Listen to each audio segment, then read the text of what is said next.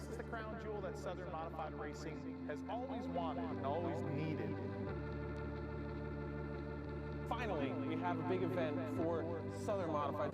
They try to break me now, but they just can't compete. I am the chosen one. I'll never taste defeat.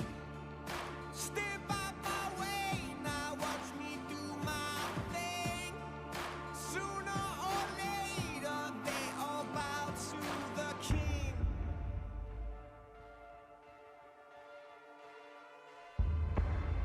Cause sooner or later, they all bow to the king. $20,000 is on the line. And by the grace of God, it's 600 horsepower. Here's the King of the Modified, powered by Dominion Energy. Well, they've been amped up the whole time. This is a fast little racetrack, especially with these modifieds.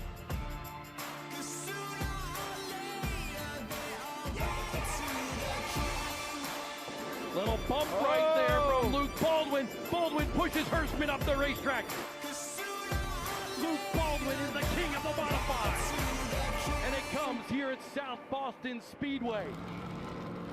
Hear ye, a decree from the Commonwealth state to all nations. sooner or later, they all bow to the king. Let's go, baby!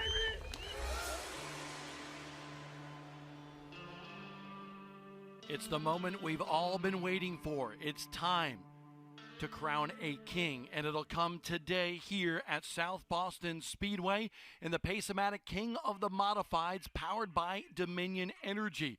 More than 30 cars on hand in front of a packed house on a beautiful day in Southern Virginia. This place, a mecca of motorsports in the South and one of the finest short tracks in America. Yes, they call it the land of the bologna burger, but South Boston Speedway treats everybody that comes out here to some electrifying racing. I'm Bob Dillner, the voice of the Smart Modified Tour. Alongside of me, I'm honored, blessed to have my brother, a modified aficionado for so many years, Matthew Dillner. The fans are ready. Are you?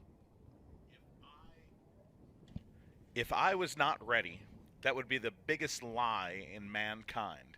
This is an event that's built for modified people. And today, if you're a modified person, you're here, or you're watching live on Flow Racing, you are excited. The hairs on the arms are sticking up, and it's not even close to green flag yet. We're still just roll the cars out for intros, and you can feel that tension in the air. Qualifying for this race came yesterday, a two-day race this year here at South Boston Speedway. Beautiful facility, and it's packed with cars, with race cars as well, and fans all over this racetrack.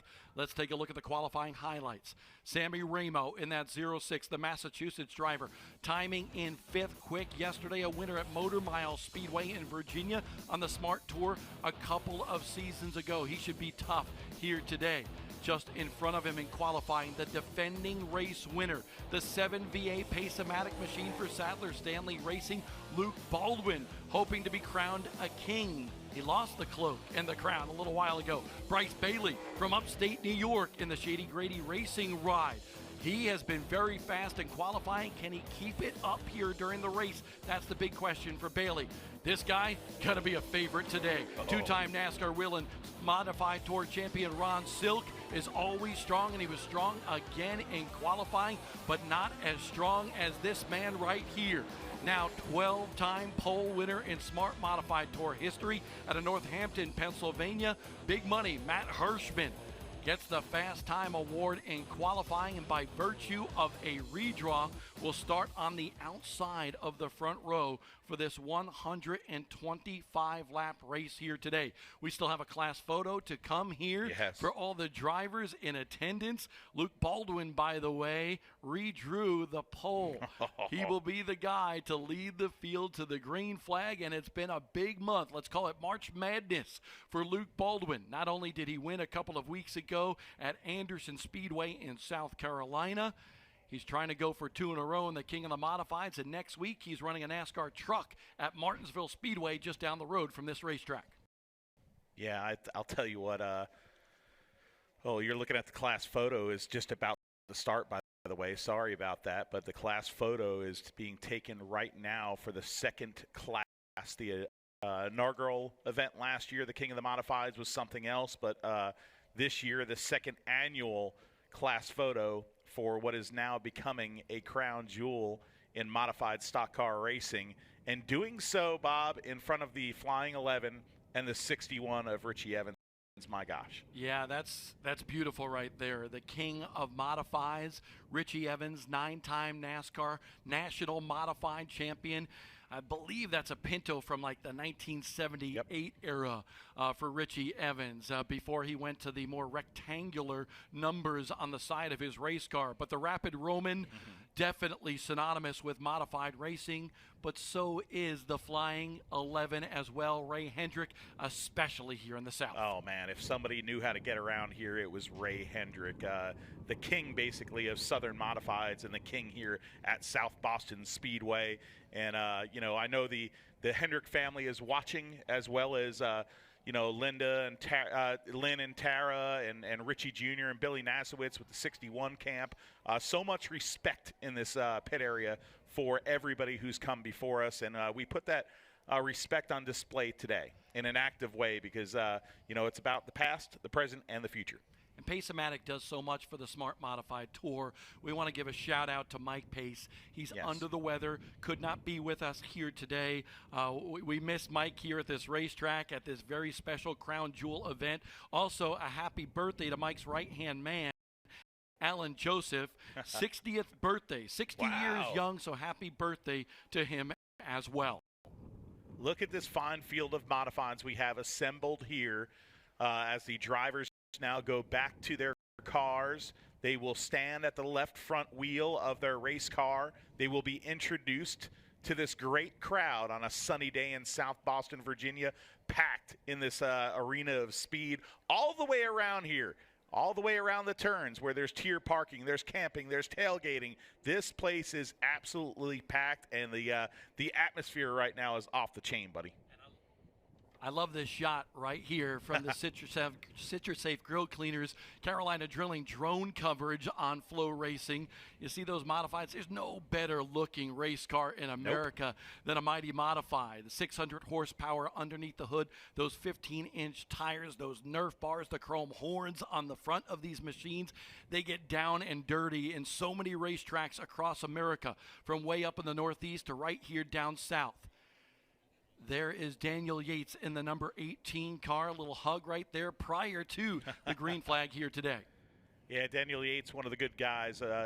He's a paver by day. You know, he paves roads. He actually paved the road that I live on. I saw him the day he was paving, and he's like, "Diller, what are you doing here?" I'm like, "I live here." So a lot of these guys are working class heroes that on Saturdays and Sundays they're heroes of a different kind. And you see the crowd up against the fence trying to get some shots of their favorite race car drivers. By the way, that yellow and black machine right there, Jonathan Cash, a lot of experience here, a couple top 5 runs in Smart Mods, but success in the late model stock car world as well. Jonathan Cash could certainly be a threat here on a long race. This is traditionally, usually, you know, for the Smart Modified Tour, it's a 99-lap race. But different today, 125 grueling laps as the sun begins to set here at South Boston Speedway. Yeah, and you remember, it's not a tire wear racetrack. So this is if you're a northerner tuning in, this is reminds me of some of the northern racetracks we grew up in. This place is grippy. This place is fast, and it is edgy. These race car drivers are going to be driving around here at fantastic speeds, and it's a really edgy style of racing. We'll take a look at the point standings after 2 races coming into this race. Jake Crum in the 99 for Jamie Tomeno on top of the board by a single mark over Luke Baldwin. Jake Crum, by the way, the only driver with 2 top 5 finishes in the first 2 races of the year. Big surprises, though. Look at 3 rookies in the top 5. 16-year-old Slate Myers, and then a pair of 14-year-olds, Paulie Hartwig III and Carter McMurray. I still cannot believe that Paulie Hartwig is in 8th grade. I can't believe it. And, you know, even the cooler thing is 5 of the drivers in the top 10 in points are teenagers. You don't see that in modified racing historically, but right now there is a youth movement going on right in the Smart Modified Tour. And I believe it's time to meet the drivers in the starting field for the second running of the Pace-O-Matic King of the Modifieds, powered by Dominion Energy here at South Boston Speedway. We'll go from the rear to the front here today to meet all the superstars of the Smart Field. So without further ado, starting 32nd in the lineup here today, he was a top 10 finisher last year in this race. In the number 22, it's Jason Tutterow. That driver right there, the number 18, Daniel Yates, 9th in points coming into this one. He will start 31st as they shoot some t-shirts into the grandstands here today. Starting 30th, one of the invaders here, a former Race of Champions Modified Series champion. There is Jason Tutterow right there shooting the t-shirt into the grandstands. Tutterow, an independent runner, owns Carolina Drilling, and there goes the t-shirt into the tailgating section here in turn number 4 for Tutterow. As we were mentioning, starting 30th in the lineup here today, a former Race of Champions Modified Series champion. He hails from Oswego, New York for the 20H of Tony Hanbury. Some lucky fan gets that t-shirt right now. We continue to move through the list. Starting 29th, this guy is awfully fast up in the state of New Jersey. A Garden State Classic champion from 1 year ago. In the 33, it's Karsten DiGion Tommaso. He was not happy with his slingshot maneuver right there. Starting 28th, we mentioned this kid just a little while ago. He's good on both the dirt and the pavement. Another New Jersey speedster for the 73 of 14-year-old Paulie Hartwig III. Starting 27th here today, Paulie shooting one into the grandstands right now. And that's Paulie Hartwig. Gonna get one for one lucky fan here today. It's all about the fans. That one hits the wall. Not good whatsoever. Starting 27th here today, a former Ace Speedway Modified Track champion, independent runner out of North Carolina. It's Gary Young Jr. Starting 26th, we call him the Connecticut Kid, a two-time winner in SK Modified competition from Stafford Motor Speedway. He's in the 12 for Paul French. It's Anthony Bello. Next up, starting 25th, a second-generation modified racer, a 13-time winner in the Modified Racing Series out of Connecticut. It's Chris Pastriak. In row number 12 on the outside, this kid, 14 years old, comes out of the legend car ranks. His dad is Daytona 500 winner Jamie McMurray. In the Bass Pro Shops number 40, it's Carter McMurray. He's pretty good at that slingshot, I must say. Starting 23rd, 10th in Race of Champions Modified Series points from 1 year ago. Good-looking ride in the number 51. He hails from Pennsylvania, the Keystone State, for Jaden Harmon. Not a good qualifying effort for this next guy, but he could be a threat for the victory. A two-time winner in Smart Modified Tour competition and a former winner of the NASCAR Truck Series from Miami Springs, Florida. It's the 02 Gray Ghost for Joey Coulter. Starting on the inside of this row, he led laps at Anderson, South Carolina a couple of weeks ago. In the ABES forklift, number 48, also out of Florida, for Johnny K. Johnny Kievman. A fan favorite will mark this next row on the outside. He'll start 20th. A win here at South Boston Speedway last October was his first for the ace, Burt Myers. The 19th spot, 2 times a top 10 finisher here. Top 10 in last year's race.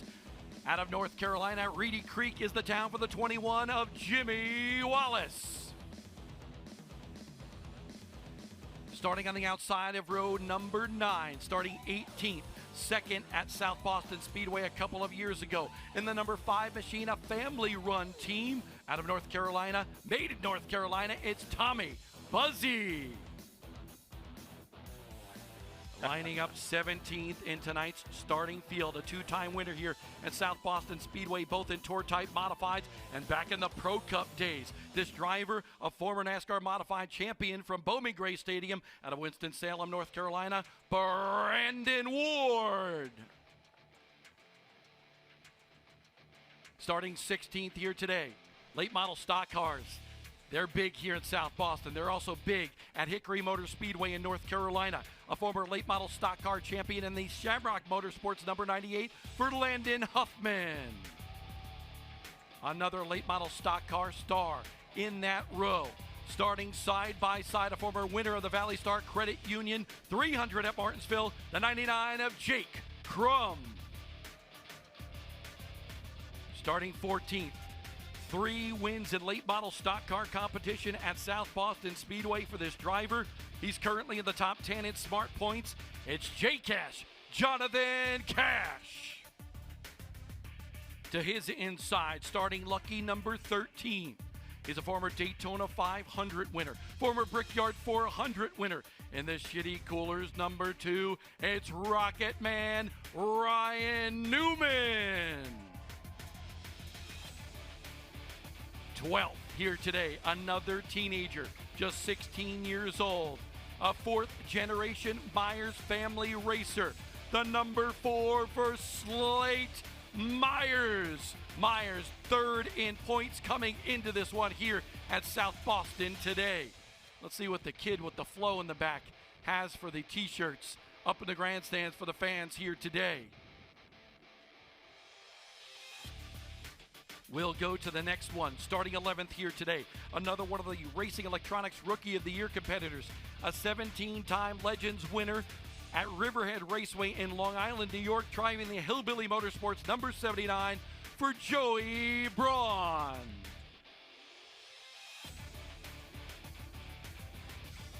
And now let's meet your top 10 drivers in the King of the Modifieds lineup. This next driver out of Brick, New Jersey, a 2-time winner at Wall Stadium in 2024, the number 20 for 33-year-old Eddie McCarthy. Next up, starting 9th, this kid pretty quick as well. 17-time winner in SK Modified competition at Stafford Motor Speedway. One of those Connecticut drivers in the field here today. And the one New York, it's Steven Kopchik. Going manual. He's got a good arm. I like it. Got a good arm. I like it. Starting 8th here today. Big win for this guy here last week at Caraway Speedway in an open modified show. He's from the Sunshine State of Florida in the 55. Welcome back, Jeremy Gerstner. Starting 7th out of Lexington, North Carolina. 5 times a winner in Smart Modified Tour competition last year. Can he get it done and become a king today? It's Carson Lofton.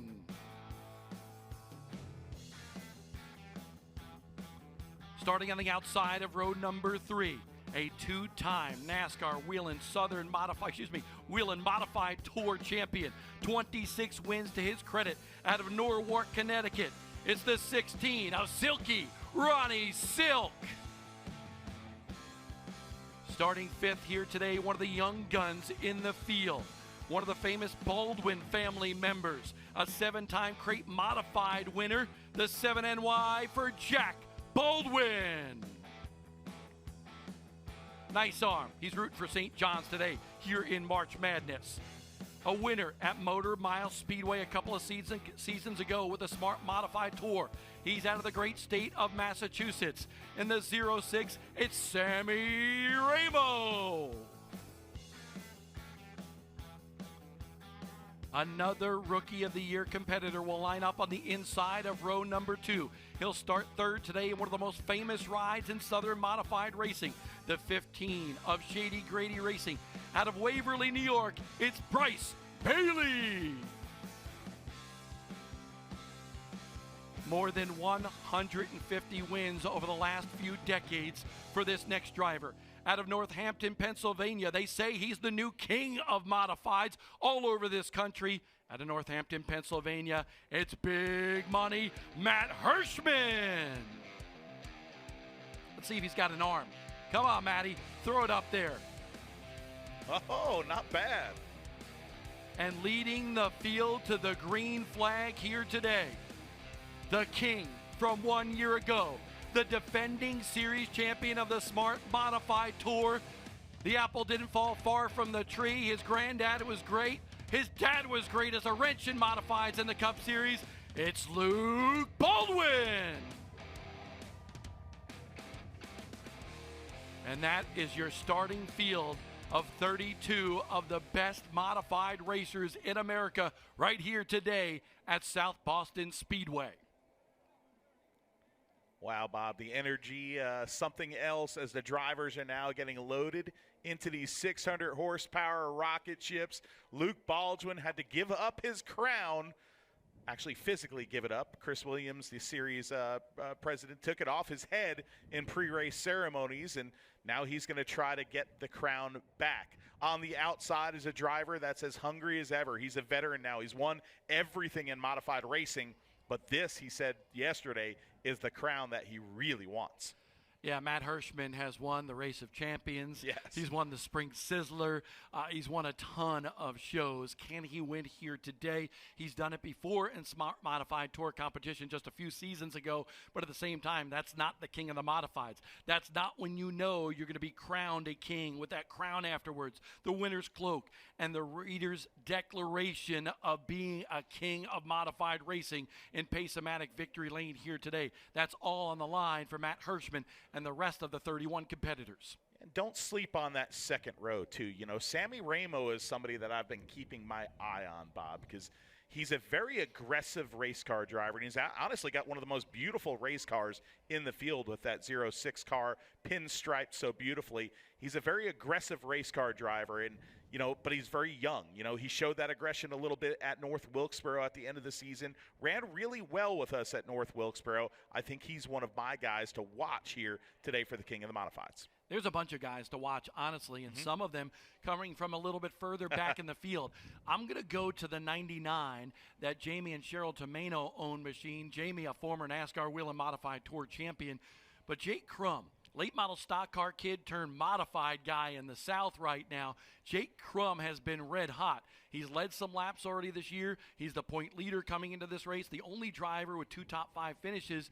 And guess what? He's pretty good here, not in that 99 car in the past year, but in a 12 machine for Paul French.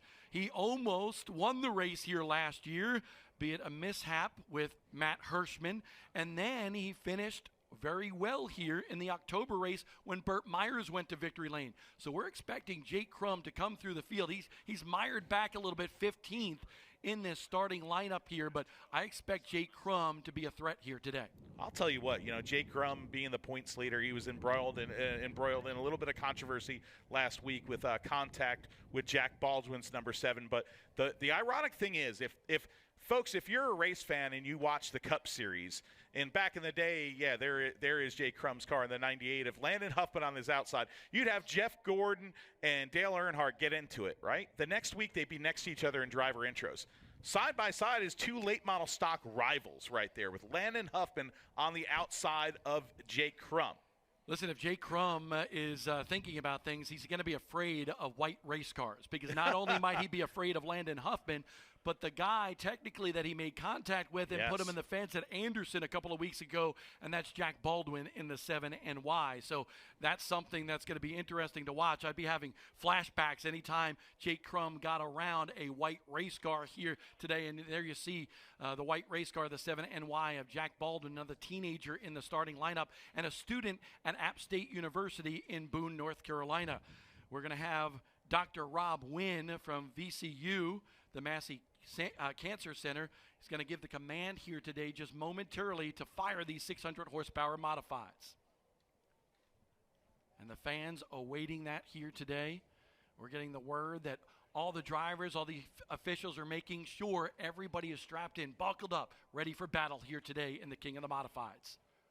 Yeah, beautiful field of modifieds assembled here today. This crowd here at South Boston Speedway is absolutely special. Talking to a bunch of people down in the Midway before, looking at the Ted Harefield modified, part of the 4-H boys that dominated Virginia modified racing, and some of these fans here are really modified people. Even the people that are in Virginia, they tell me, hey, they go to Bowman Gray. They come here weekly sometimes to South Boston.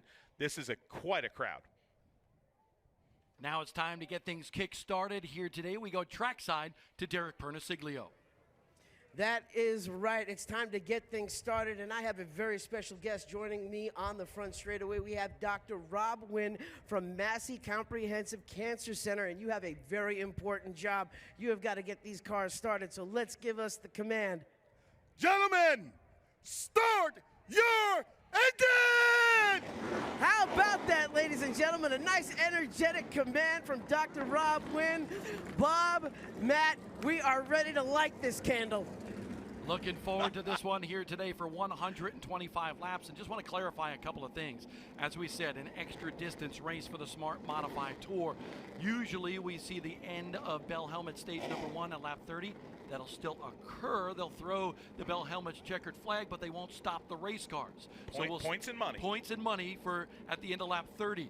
We will have a break for a fuel window in between laps 60 and 75. They want to make sure all of these drivers, all these machines can go the entire distance here today. So that is the only scheduled stop.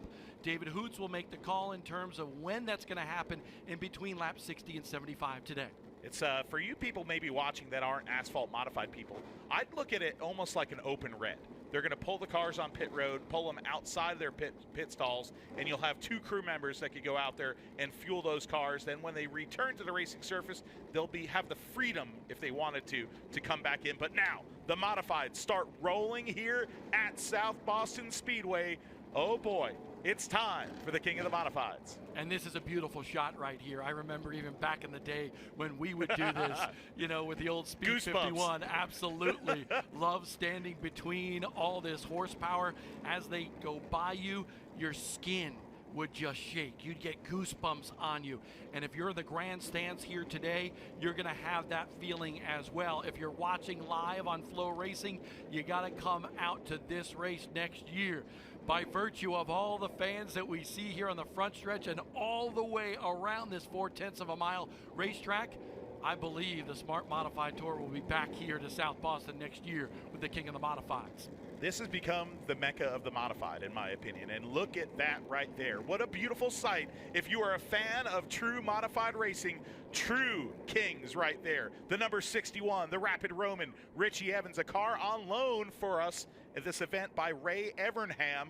Oh, the 15 has stopped of Bryce Bailey. We'll have to check in on that, but Richie Evans, thankful for Ray Evernham letting us use that car. Andy Statt for helping us get it up here. And then on the right side, Ray Hendrick, one of the kings of South Boston Speedway. Bryce Bailey has fired. A lot of times they'll stop on the backstretch, straighten their wheel, re-index their wheel. So I think that's what happened there. But this place is going to be so much fun here today for 125 laps, Derek.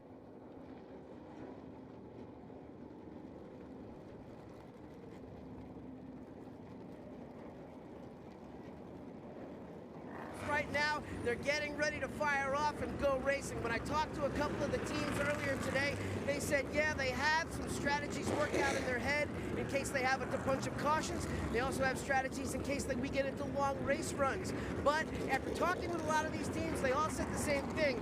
We won't know what's going to happen until we get into the situation. So there's going to be a lot of playing it by ear, and there'll be a lot of strategy changing throughout the course of the race.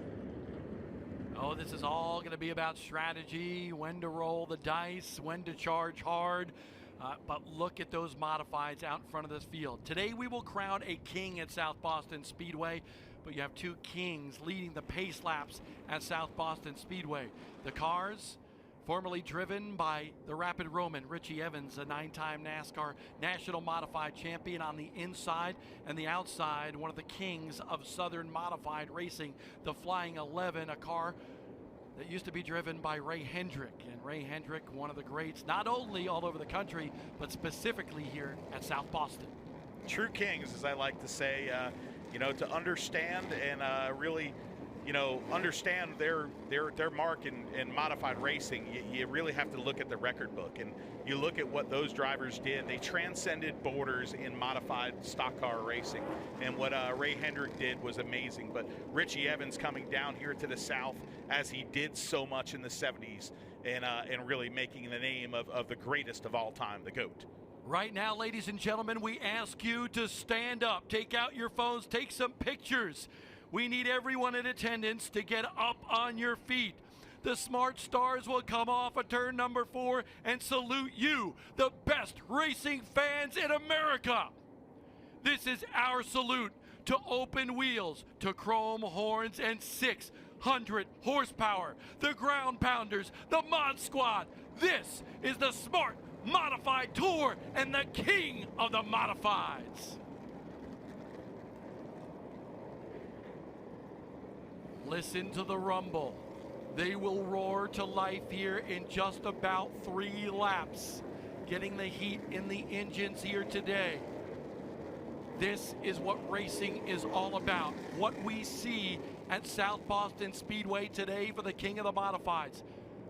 Tons of people in the grandstands, tons of people tailgating and in lawn chairs around this racetrack on a beautiful day in Southern Virginia. It just does not get any better than this, and the Smart Modified Tour is about to bring it to you. If you're a fan of racing past, if you're a fan of racing present, this is going to make you a fan of racing future. This is it.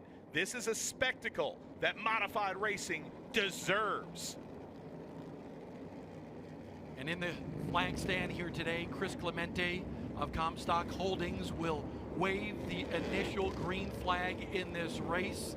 So there you see our speed shot on Flow Racing. And it's going to be fast. On behalf of everybody with Flow Racing, we are honored to be here today to present to you this race. The 61 and the 11 have pulled off. Still under caution here, getting ready to fire for the king of the modifieds. Right now, drivers are trying to get a little bit of heat in those Hoosier tires, some slow pace laps. The tensions are high.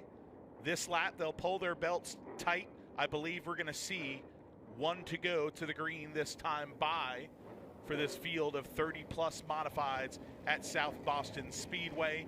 Luke Baldwin, of course, leading the way, but you look further back through this field, a talented, stacked field of modifieds. I think we're going to get 1 extra lap here to feel the vibe, right? I like to build the emotion. We're in the press box, Bob, and you can feel the rumble in our chest up here. I could only imagine these thousands of people gathered here in South Boston sitting in the stands. Here's what I'm going to say, too, to everybody watching right now, Flo. Yes. Watch, grab your phone, and get on social media. Tell people that you're watching the King of the Modifieds. This will be electric here today. Let's get more people to enjoy the form of racing that we love so much at one of the best racetracks in America, South Boston Speedway. This will be a race unlike any other. Coming to 1 to go before we go green. You got goosebumps on your arms, Matt? Yeah, I think it's more than my arms, man. I'm feeling it in my legs, my toes, all the way up, man. It's amazing. And right now, I think the fans are feeling it too, because after that wave lap, the parade lap, none of them have sat down here at South Boston Speedway. The tension is high. Some of the greatest modified racers are assembled here today for 1 crown.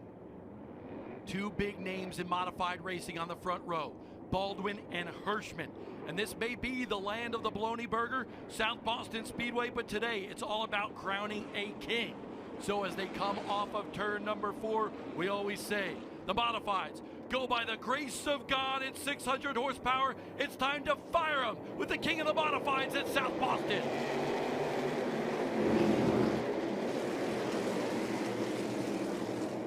Baldwin, Hirschman, side by side into turn number 3. Baldwin's going to get the advantage off of turn number 4. The defending champ leads lap number 1 here in South Boston.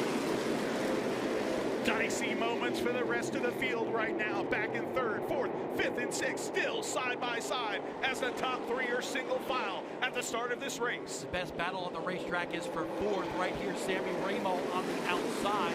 You see the 7NY of Jack Baldwin on the inside. Both hard-nosed racers. There's Tony Hanbury, the ROC champion from years ago, going to be pulling to the infield. He might be out of this race. There goes the 06 of Ramo, charging hard on the outside of Jack Baldwin. The 06 car now, move him into the 4th position. Let's go back a little bit further. Steven Kopchik in that black and silver #1 car, side by side behind him as well. Joey Braun, what a big run for him in the season opener. A 3rd place finish. Riding in one of the most coveted rides in Southern Modified Racing, the 79 of Hillbilly Motorsports. Behind that, you see the 20. Man, this guy has just really turned heads this weekend. Eddie McCarthy, Wall Stadium winner twice last year. Eddie McCarthy is what I call a true character of this sport as well. He is. If you want to have fun, you go talk to Eddie McCarthy. And he actually really wants to be interviewed by Bob Dillner, by the way, a little secret, under one of these cautions. There goes the kid, Carson Lofton, battling with Jack Baldwin. Lofton trying to move into the 5th spot now. Lofton, a runner-up finish a couple of years ago here in Smart Modified Tour competition. Part-time this year because he's running the Cars Tour with the late model stock car wall. Full fender this year for the kid. Well, I'll tell you what, so far he's done pretty good in the full fender land. 3 full fender late model stock car races, all resulting in top 10s for that young race car driver. But now back to some familiarity, back to open wheels, back to his family-owned modified Dijon Tommaso, slow on the inside of the racetrack. Easy for you to say, right? Easy for me to say. Carson Dijon Tommaso, even I had trouble with it, but that winner twice over at Wall Stadium last year as well. He's going to make it to pit road. That's the good news. We'll stay green, Bob. He's off the racetrack, still side by side here. Look at this. Ron Silk is there. By the way, black colors on this machine. Don't worry, NASCAR Wheel of Modified Tour fans. Still going to run the silver scheme on that tour. This is their open modified, which is a black race car. And they will be running part-time, it appears, on that tour this year. They're telling me, hey, they're going to run as many as they can, but they're not committing to a full season anywhere. They want to chase races that they want to go to. And this was one that Phil Moran, their crew chief, told me they wanted to be at. Now, Lofton to the outside of Jack Baldwin, coming off of turn #4. How about that? He goes from inside to outside on Jack Baldwin. We told you earlier in this broadcast, you can run Hirschman, Burt Myers, they'll tell you it's about 2.5 grooves. But it's really almost 3 grooves around this racetrack, especially as we get later in the line. Contact, Baldwin and Silk, a little rubbing down there in the corner. Little bit of a hairy moment for Jack Baldwin of that white #7. He's got a rear view mirror full of Steven Kopchik right behind him at the #1. But now the battle ensues in front of him. Lofton up high, now goes down low underneath the 06. Is there real estate? No, there isn't. Coming off of turn #2. A battle of red race cars right there. Sammy Ramo in the 06 ahead of the 23 of Carson Lofton. Kopchik right there in the black and silver and orange machine. Kopchik, 2 starts on the Smart Modified Tour, had a good run at Motor Mile Speedway a couple of seasons ago, and Silk starting to make his move. Silk holding up right now. Carson Lofton is Sammy Ramo and Ron Silk. Gotta wonder if Ramo's gonna let him by at this stage of the game. Yeah, you saw a few little times that the 23 gave him a little pressure and bumped the back bumper of 06 of Sammy Ramo right there. Still can't get around him, and Silk is all over the #23. Looking high, looking low is Lofton. Now he ducks down low coming out of turn #2. Can he get it, Bob? Sammy Ramo sure is tough to pass. 17 laps into this one right now. Ramo, a little wiggle coming up off the corner. Lofton being very patient for a teenager behind him right now. And so is Silk. I mean, Silk is a veteran. He's won all over the place. Ron Silk, 26 wins on the NASCAR Wheel and Modified Tour. Could he get his first start in the Smart Series here today? You know, looking at the 06 and the 23, if I remember back to North Wilkesboro Speedway, there was a little contact between these race car drivers at the North Wilkesboro finale. So I know Lofton is working on him there, but there's been a little bit of bumper tag that has happened. But Silk right now is going, which way do I go? High, low? He's kind of in one of those positions. No. We got a big one coming off of turn #2. We put our camera up there, and I believe you have about almost 8 cars involved in that one. Joey Coulter, one of the championship contenders, up against the outside wall in the Gray Ghost 02. Another championship contender and Rookie of the Year contender, Paulie Hartwig, the third down there, plus another rookie contender in that Bass Pro Shops number 40. That's Carter McMurray. And then Jonathan Cash, he's the car on the outside of the 55, that yellow and black machine for Sadler Stanley Racing. Jeremy Gerstner in the 55 is there, and I believe that's Anthony Bello in the Paul French-owned number 12 car. So 7 cars in all involved in a melee coming off of turn number 2, and that's sometimes at South Boston Speedway.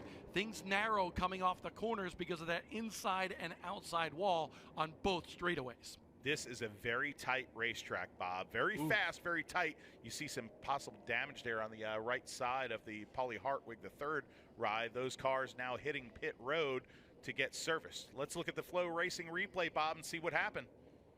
And this is a little bit further back in the field, the guys that didn't qualify that well. And there you see, it looks like the 55 of Gerstner spun, and a lot of people had nowhere to go. Yeah, the 55, it looked like he spun on his own looking at that. Hopefully we can see it again there, but, spun on his own, and there's not a lot of places you could go. Once you check up and somebody gets into the back of you, you're going to spin out, and then everybody else is going to stack up behind. Taking the old sledgehammer out. The old-fashioned way to fix the front bumper. Here's a slow-mo of what happened. We want you to look for a black number 55 car coming into your frame right. It's right there coming off of turn number 2. He just got sideways up about a groove and a half, so maybe between the 2 grooves, and Gerstner just lost it. Man, and Jonathan Cash made heavy contact to the left rear of Gerstner's car. Luckily, he didn't get him in the driver door there. And Carter McMurray stacked up as well as the French car driven by Bello, who's been moonlighting in some late model races. There is the number 55, and you can see some of the damage on the inside of that number 55. What do you see down there, Derek? Just a couple of reports while we're down here on pit road. Jeremy Gerstner is parked in his pit spot right now. The crew is assessing the damage on the number 55 car. They're going to go to work on it as soon as we go back to yellow flag conditions. We're checking out all the other cars that are sitting over in turn number 1 and 2. A lot of smoke coming out of the front ends, and asked one of the crew chiefs down there what's going on with all the smoke coming out of the front ends of the cars, and he simply said, a lot of guys out here are using a lot of brakes right now. Plus, we're also seeing some reports of drivers complaining that the track is free. There was a lot of speedy dry dust residue laid down on the track. The track temperatures are hotter, so we've got some cars skating around out there. Thank you, Derek. Bello might be okay. That front bumper jacked up. Paulie Hartwig, that right rear, don't know how much damage because the tire came off the rim, and that's why it maybe looked a little bit wobbly coming to pit road. So we'll sort all this out, and we'll come back to South Boston Speedway. We're early in the King of the Modifieds, just 20 laps complete in this 125-lap race.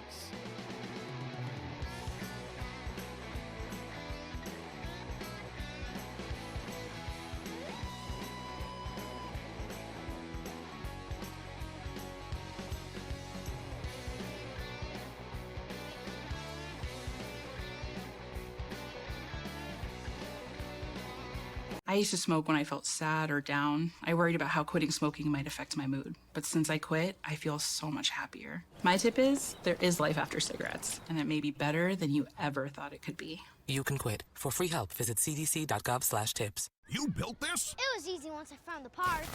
Looks like you need a break. The General gives you one with flexible payment options. Look, a chemical reaction! Oh! For a great low rate, go with the General. Hit it again, Jen.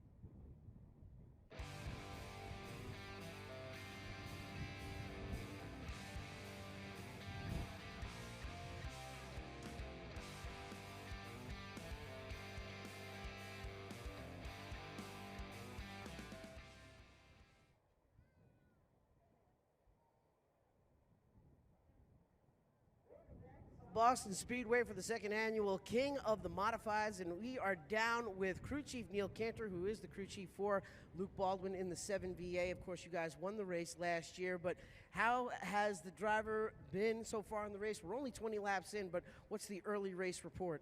So far, so good, I think. Maybe trending a little bit to the free side, but got good pace so far, and I think long run will be okay. We're seeing a lot of guys that are free out there. You think that is a common problem up and down pit road right now? It seems to be. Nobody was on track today, and it's a lot warmer today than it was yesterday. And I think, late model rubber down, changed the track a little bit. So I think everybody's playing a little bit of catch up, but should be okay. That's Neil Cantor. He's all right as he's crew chief in the number 7 VA for Luke Baldwin. And Luke Baldwin leading this race right now. Second place in this race is Matt Hirschman. Let's go to the Racing Electronics Race Communication. Matt, how are things so far? I know we're early, but how's that race car? Good so far. Just it was nice, some clean green laps there, but got a little red flag here, a little delay, so we'll cycle the tires and see how it comes back. But like I said, we just need to keep making some laps here and try and keep ourselves in the hunt all day long. Matt, you've waited a long time to get in the race car here today, and now you're battling for it to become a king. But with all this other rubber that got down on the racetrack, do you see a change from yesterday to today? Temperatures are different. There's a lot different. Probably just the overall track temperature is up, and that will change things. So we'll see what happens here, though. It takes some time to get this rubber on the track and see how the groove changes. So, like I said, there's still time. Time will tell, and like I said, we're still got a ways to go. So far, so good. And just hopefully keep it up front here all day long. Team's done a good job. Thanks ED Motorsports, all our sponsors, Smart Ford right here in South Boston, Virginia, and Mitchell Store, Collier Trucking. Everybody helps make this possible. And just like I said, keep it up front here, and hopefully you have a shot to win at the end. Matt, good luck on trying to become a king today. Thank you. That's Matt Hirschman, second in the race right now here at South Boston Speedway. Just 20 laps complete in this one. You look at the cars there on pit road having some repairs done. The Paul French-owned number 12 of Anthony Bello. Bello's been moonlighting in some Pro Late models. He's outside of the car right now assessing the damage, so it could be the end of the day for Anthony Bello. And the 73 right now, they're looking towards the rear of that car. Tony Hanbury's number 20 being pushed off. He retired from the race early on, likely to be pushed back behind where their trailer is. I also see Jeremy Gerstner's car on pit road, as well as the 02 of Joey Coulter getting work done to his left rear. We'll go back to the Racing Electronics Race Communication. Bryce Bailey running third in that 15 car. How's things going, dude? We got a good piece. I'm really excited to see how this plays out. We're actually really good right here. I feel really balanced, which we haven't felt yet this year at the start of a race. So yeah, we just gotta keep the right rear on it, be smart here. I got two of the best in front of me to pace off here, and just trying to pace ourselves on lap 75 break and do what we gotta do there, and then it's kind of gloves off after that. Bryce, I want to ask you because you've been fast this year, and Daryl Canfield from upstate New York talks about you all the time, says you're a heck of a shoe. But I want to know, have you allowed yourself to think about possibly being crowned a king? I've definitely dreamed about it, right? So I wouldn't be here if I didn't think I had a shot at it. But I think we're sitting really good for it right here, and I just got to do my job. My guys gave me a great race car, and yeah, we'll see how this plays out. By the way, you got to bring us some K2 barbecue sauces. We want to try it sometime. Oh yeah, you can get that at K2BarbecueSauces.com. Good luck, dude. Thanks, man. Joey Coulter on pit road, down to Derek. Well, a lot of action down in the 0-2 pit of Joey Coulter. He has had an up and down weekend, had to go to a backup car after having mechanical trouble yesterday, but he was involved in that altercation. The Nerf bar was pushed into the left rear tire. The crew is down here with the Sawzall cutting the bars away so they can get the left rear tire off, put a different left rear tire back on to hopefully get Joey Coulter back out there. But boy, it has been a roller coaster weekend for the Rum Runner Racing crew. Yeah, Joey Coulter having to go to this backup car. He tested both cars here, so he knew both of them were good, but this mishap certainly bad news for him, bad news for Carter McMurray. Carter comes into this race. He had a good showing there at Florence Motor Speedway to open the season. He comes in here 5th in the point standings with that Bass Pro Shops machine, and you know Jamie's watching this race on Flow Racing. Oh, his he's dad here. As well. Oh, he is here. He's here. How about that? He's here. I'll tell you, he was coaching him all day yesterday on pit road, and it was intense to watch. You know, it's great to see father and son doing that. Let's go down to pit lane to Derek Benicilio. What you got, buddy?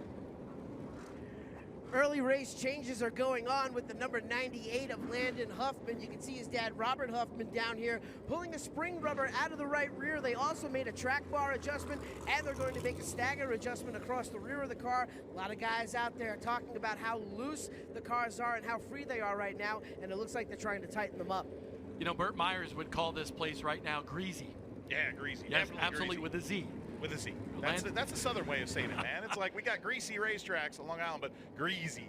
Landon Huffman's got to decide which minor league baseball team he wants to root for. Well, no. He's got the Trash Pandas by his name, and he's got the Hickory Crawdads, which he grew up with. That's his team, man. Okay, on the helmet. But the Trash Panda thing came out after that great soundbite that went viral. Yes. And that is a minor league baseball fan right there. Yeah, that was a good sponsorship. Yes, I've been telling him he needs to come to a Kannapolis Cannonballers game. So, hey, guess what? You know. Yeah, that'd be good. But I think the Trash Pandas might be coming back for Landon Huffman this year. That's great. Little news coming out. Oh, there's Tom Buzzy's car, the number 5 on pit road. Good to see the Buzzy family back here. Smart Modified Tour competition.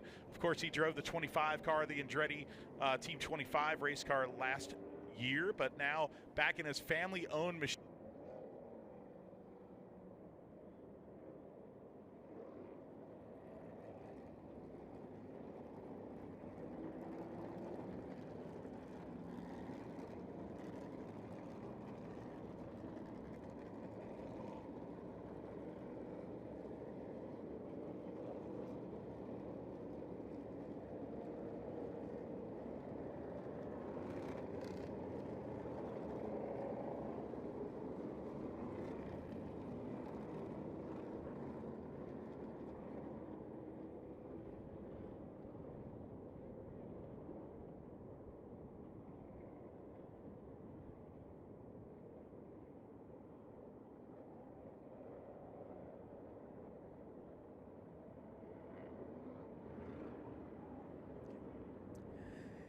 Down talking to the number 60 crew chief, Dennis Duffy from Matt Hirschman, walked up to him and said, how's the car? He says, we're very, very neutral right now. I said, what about being loose? Because there's a lot of guys out there complaining about being free, and he just disagreed. He's like, no, Matt doesn't like to be loose. He'll never get loose. He said, we are very good right now, opposed to everyone else who's been a little bit sideways, and he said that's a good sign for us for later in the race.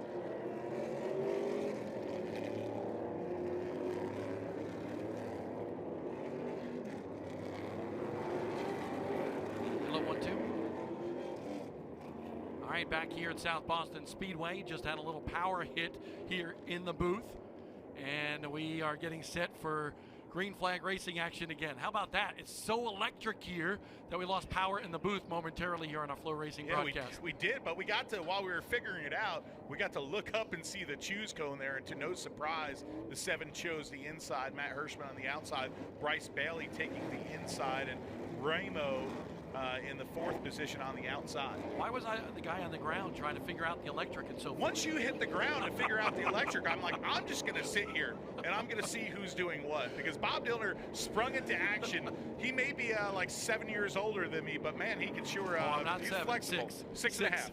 6.5. 6 years older. Yeah. Anyway, here we go. Getting set for a restart coming up. Luke Baldwin on the inside, Matt Hirschman on the outside. That second row occupied by the Shady Grady Racing 15 of Bryce Bailey. We just spoke to him on the radio, and Sammy Ramo in that second row. Ramo looked like he was getting a little slower out there. We'll see what he does on this restart.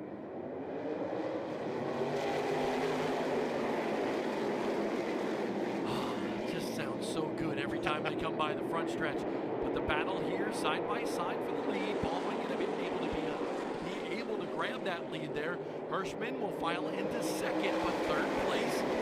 15 of Bailey gets into Ramo a little bit down there in the corner. Side by side for third position, Bryce Bailey, the upstate New York driver. Massachusetts to his outside. Right behind them, side by side as well, with Lofton and Silk in the black machine on the outside. Silk can put that car anywhere he wants. That car looks good here today, and he jams it back to the bottom to get to the preferred line around this racetrack. There is the number 2 machine for Ryan Newman. Newman not climbing up yet. Carson Lofton losing several spots there to Kopchik and Newman. So Newman gains a couple of spots, moving him up to 7th. Carson Lofton back to 8th. Ron Silk in the fray moves up to 4th position. And he's not done. Yes, he's not done. Peeks to the inside of Bryce Bailey. Goes that black and silver machine. Silky smooth to the bottom. Wheel to wheel, they touch down the front stretch. Silk gets the spot. Move him up to 3rd. So it's Baldwin, Hirschman, Silk. That's modified racing right there. The top 3 in the king of the modifieds. Ron Silk, talked to him and Phil Moran last year. They wanted to take the trip down here. They're making it work here right now in that 3rd position. Now filing off, single file goes most of the field. The battle on the track right now is behind Ramos 06. You see the number 1, Stephen Kopchik, right behind him. Former Daytona 500 winner Ryan Newman gets some real estate to the bottom. He looks down low. Newman says he's fallen in love with South Boston Speedway. So good here. He says you can get the runoff off the corner, either 2 or 4, and make it stick. That Montrose Boulders machine looking good for Ryan Newman here today. Kopchik, he's got a bunch of wins, 17 in all in SK modified competition, a win at Wall Stadium as well. The kid can get it done.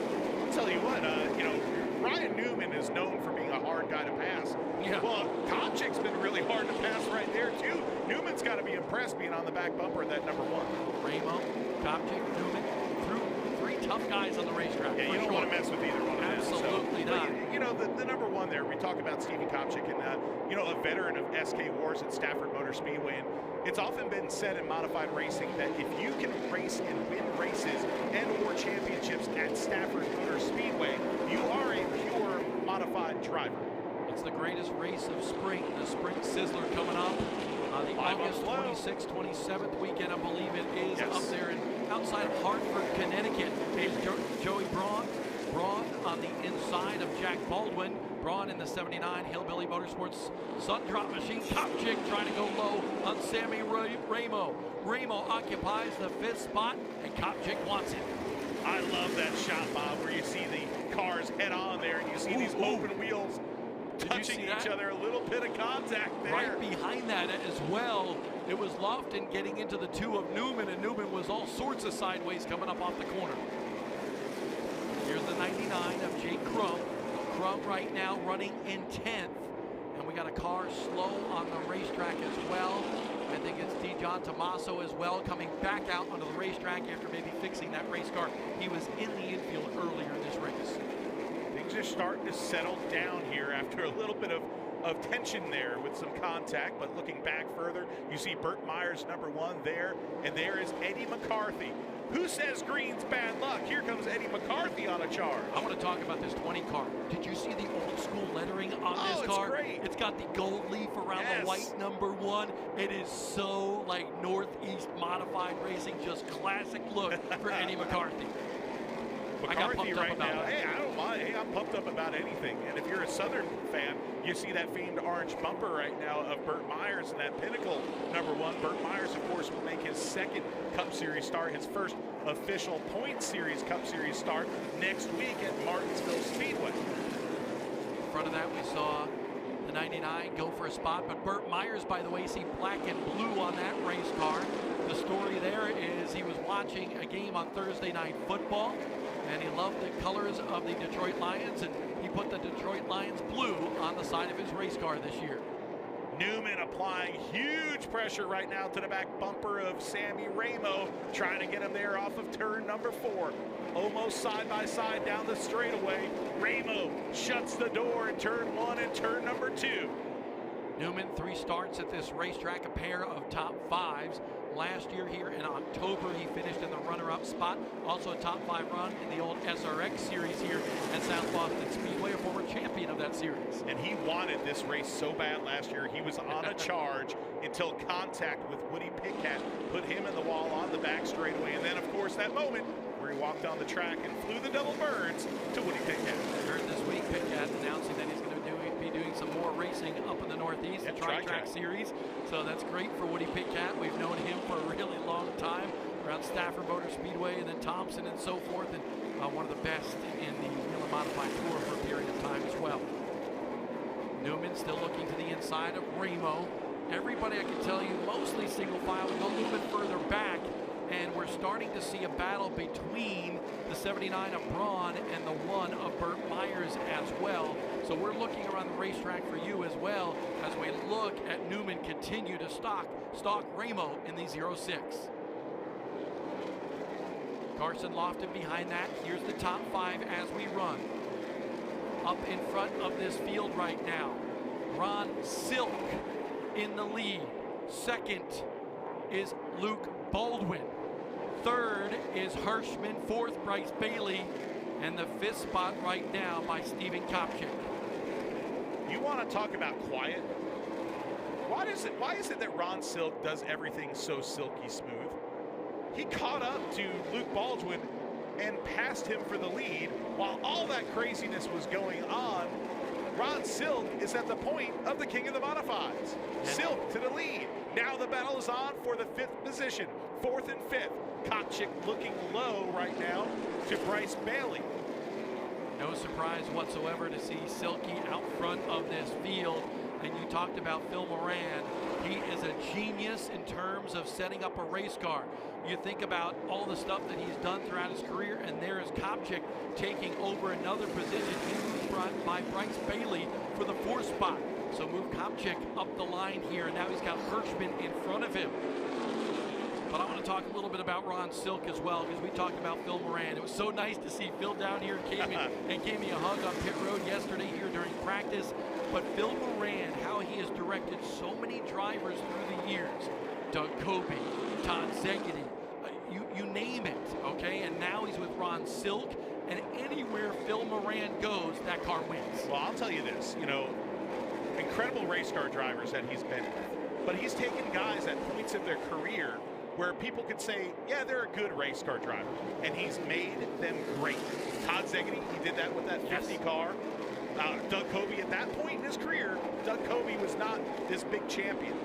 With Phil Moran's leadership, he took over Coby becoming one of the greats. He made Doug Coby one of the best. Absolutely. I will say on the record that I think Phil Moran will eventually go down in history as one of the greatest crew chiefs to ever turn the wrenches on modifieds. Him and Billy Nasowitz, right? Little contact there between Ramo and Newman. And he can get angry in a hurry on the inside on that racetrack going into turn number 1, but it's hard to get the momentum down low. That's almost like the midget line when they ran USAC here, Bob. Remember that, where they dipped the tire down low to try to get traction, try to get real estate? That was what Ryan Newman chose to do off of 4 like a lap or so ago. That was very interesting. He's working on that 06 Ramo right now. Yellow flag comes out. Gershner has spun. Jeremy Gershner is spun, as well as Gary Young Jr.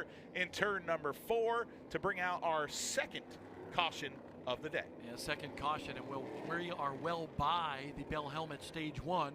See, we weren't, putting out a caution, so we missed that, but a lot of good competition in here. Bell Helmet Stage number 1 by. We're looking for that gap in between laps 60 and 75 for that fuel spot. We're 5 laps shy to that mark right now, so I expect to go green again before that caution would fly, because you need to get in a fuel window to make sure, especially if we have several green-white checker finishes here, you want to have enough fuel for these teams. Unfortunately for Gary Young Jr., he's on the inside of turn number 4, his first start of the season. And hey, we apologize. We missed the lead change here on our broadcast. Let's take a look at how Ron Silk took the lead here at South Boston Speedway during the King of the Modifieds, going up against Luke Baldwin in this one. And there is Silk on the bottom side of this racetrack.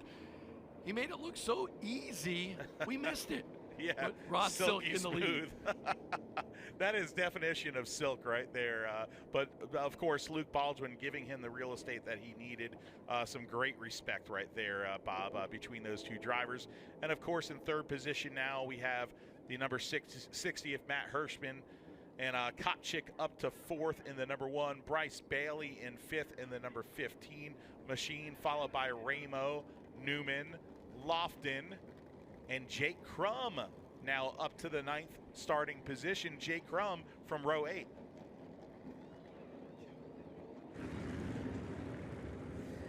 Jack Baldwin in the Baldwin Automotive, number 7 NY comes in. Tommy Baldwin, the father, goes over the wall. They're going to put a new right rear on the car. It looks like that they've been leaning on that right rear all race long. And here comes Tommy Baldwin again, going to the left rear corner of the car right now. And it looks like they're going to do a tire swap on the left sides. Big work going on now on pit road for that Baldwin 7NY. Tommy Baldwin and the crew putting left side tires on that car right now. Probably the left side swap going on right now. Damage on the Gershner machine that they are still repairing. He was involved in that first big wreck of the day. Baldwin now pulls off of pit road. Jack Baldwin does. He was in a position to win last race at Anderson Speedway before trouble hit that 7. Let's go down to Derek Prendersiglio. Well, it looks like a similar situation for Luke Baldwin in the 7VA machine. They're going to put a right rear tire on the car. Neil Cantor, the crew chief, also making a track bar adjustment on the right rear as well. And now they're going to go over to the left side of the car. They're going to take off both left side tires, and they're going to swap them between the front and the back of the car.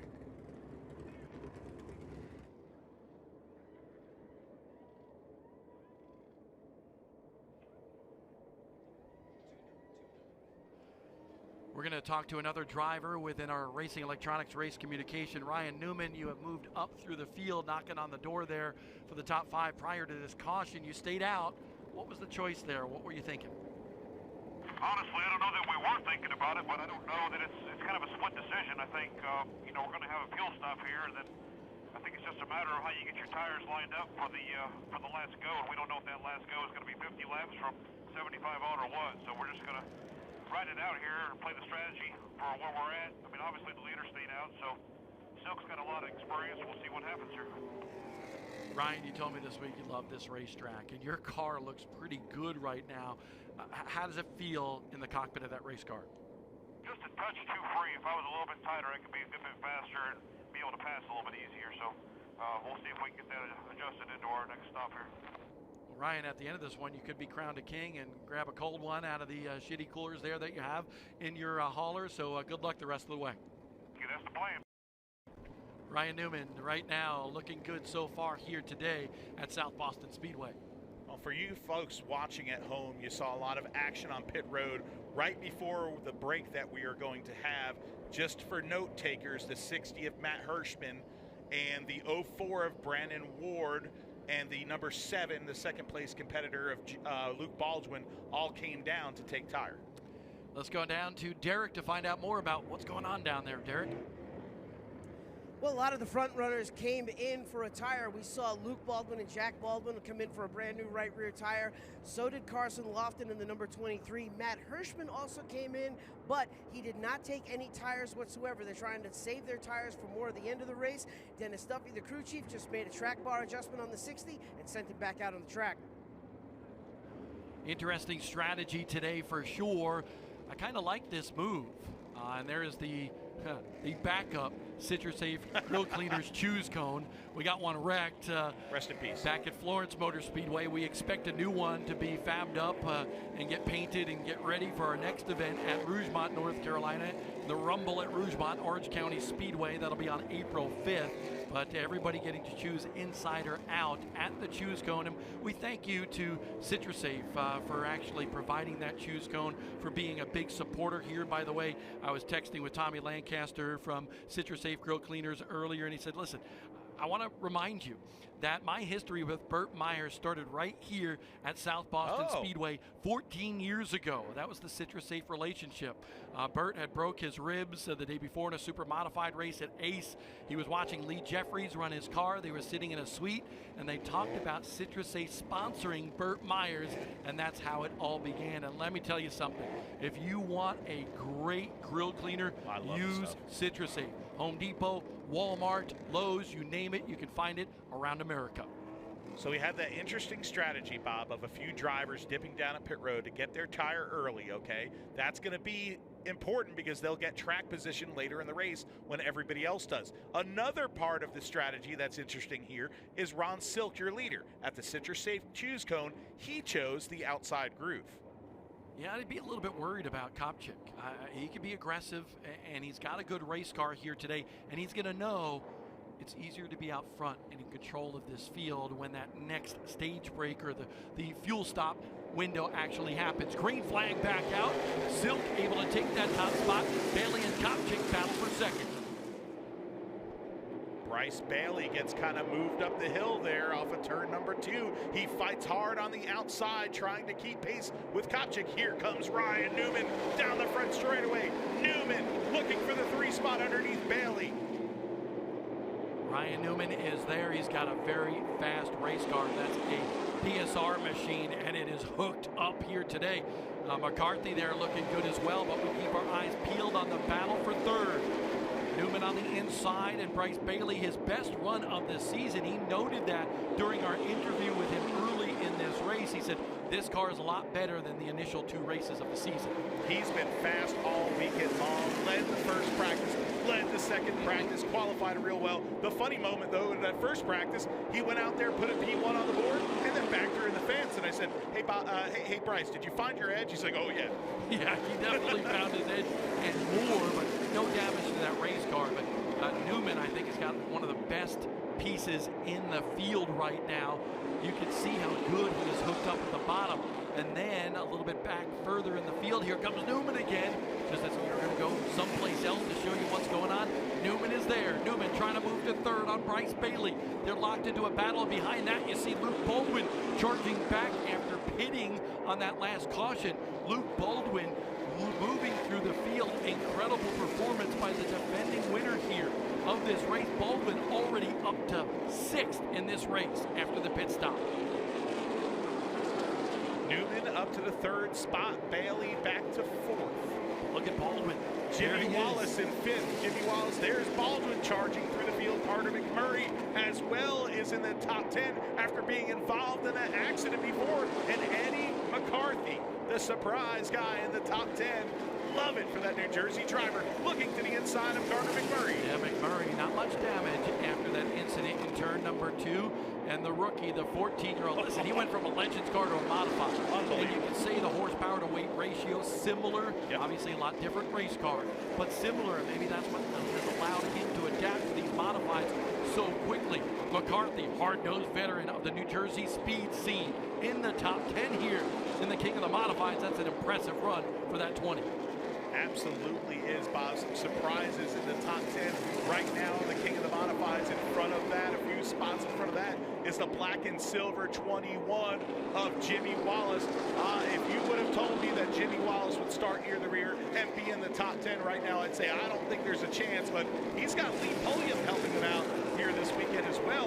One of the greatest of all time in late model stock car racing, Bob. Third winningest driver here is Lee Pulliam at South Boston Speedway. But hey, listen, I wouldn't be too surprised because honestly, Jimmy Wallace has a pair of top 10 finishes here back in 2021, and then also here last year in the King of the Modifieds. Jimmy Wallace out of Reedy Creek, North Carolina.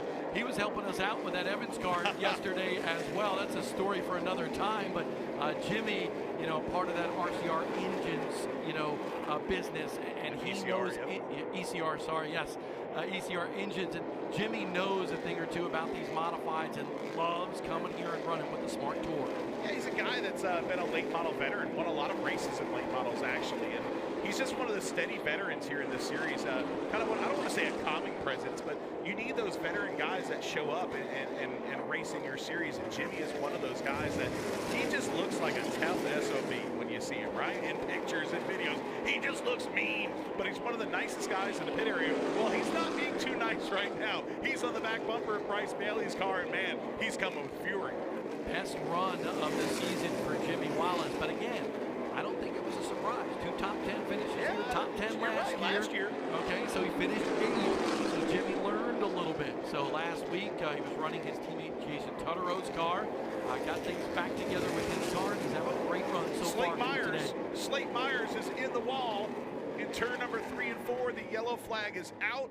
The young rookie competitor in the number 4, it looks like his bid could be over. Little bit of contact there with the outside wall. Yeah, bad break for Slate Myers, the 16-year-old fourth-generation racer coming into this one. Third in the series standings. Don't see a lot of damage to that race car. We'll see on the other side if there's any damage. You can see some of the Hoosier wiped away on the left side, but that right front, there's something wrong right there. He's made some heavy contact, and you can see that wheel is bent. You can see the Hoosier is rubbed off, or smeared, I should say, on the right front, and maybe some suspension damage as well. I'll tell you what, Slate Myers is not a very experienced race car driver. He's been racing in the crate cars. He ran a full season as a rookie last year at Bowman Gray Stadium, and it's been a big surprise to see his success so far in a tour-type modified. But then again, when you think of the Myers family, why should we be surprised? When Burt Myers got put into his car, his dad, he was kind of lights out within a few years. So, I mean, the talent is evident in that great family. And this is going to be the fuel stop that we were expecting in between laps 60 and 75. So now you see all these cars are going to be coming down pit road here at South Boston Speedway. And to explain that for the fans, what they're going to see here, Bob, these cars are going to come down pit road. They're going to stop outside of their pit box because typically we do not refuel with the Smart Modified Tour. You know that as well as anybody. You announce all these races, Bob. But the fans watching, they're going to stop outside of their pit stalls. They'll have 2 crew members go out to the cars. They will be permitted to refuel their race cars. And then when they leave in the same order that they came in, then pit road will open if they want to come in and take their tire. And some of these drivers are going to probably want to take that tire. And let's just talk about the reason why we have this fuel stop. It is, you know, you would have a difficult time with all the caution laps, with the chance of green, white checker finishes to go the entire distance here today without putting fuel in the car. So to make things safe, to keep the costs down, a fuel window in between 60 and 75, this will allow teams, as long as they fill up the fuel to the top, they can go the rest of the way and a whole heck of a lot more. So this allows the competition to be natural for the rest of the race, so you can fuel your car right now. Now, if you want to actually make some changes to your race car, you're going to have to go back out on the racetrack, and then when pits open once again, then you can come down pit road, change that tire, you know, make some adjustments. But right now, this is just for fueling purposes.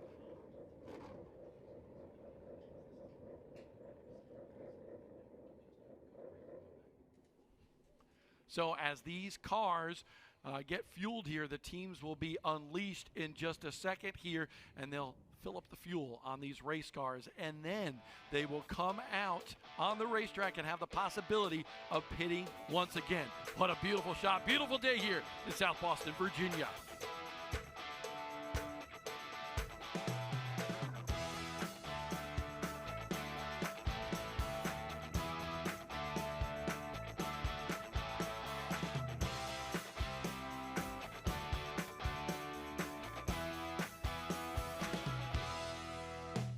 I was diagnosed with throat cancer from smoking while my kids were very young. I still wanted to do all the same stuff that my dad did with me, like taking my kids fishing. So I take the pole in one hand and the reel in the other.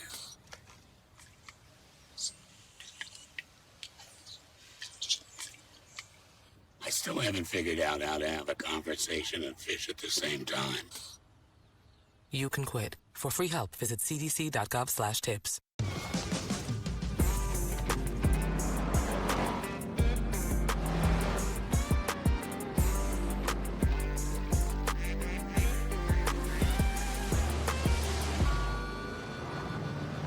Not so fast. The general's coming with you. Mom! He gave us a break on our car insurance, and he'll look after you, too. Yep, with flexible payment options. Okay, but why is Shaq coming too? To show you how it's done. For a great low rate, go with the General.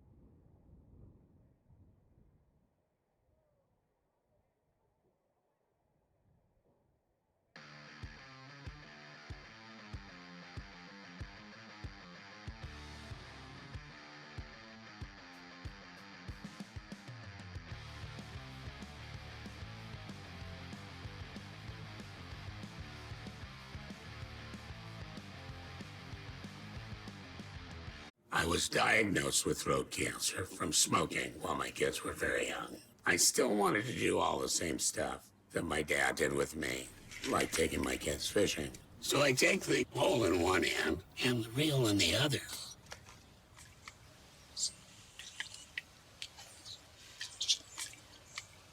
I still haven't figured out how to have a conversation and fish at the same time. You can quit. For free help, visit cdc.gov/tips.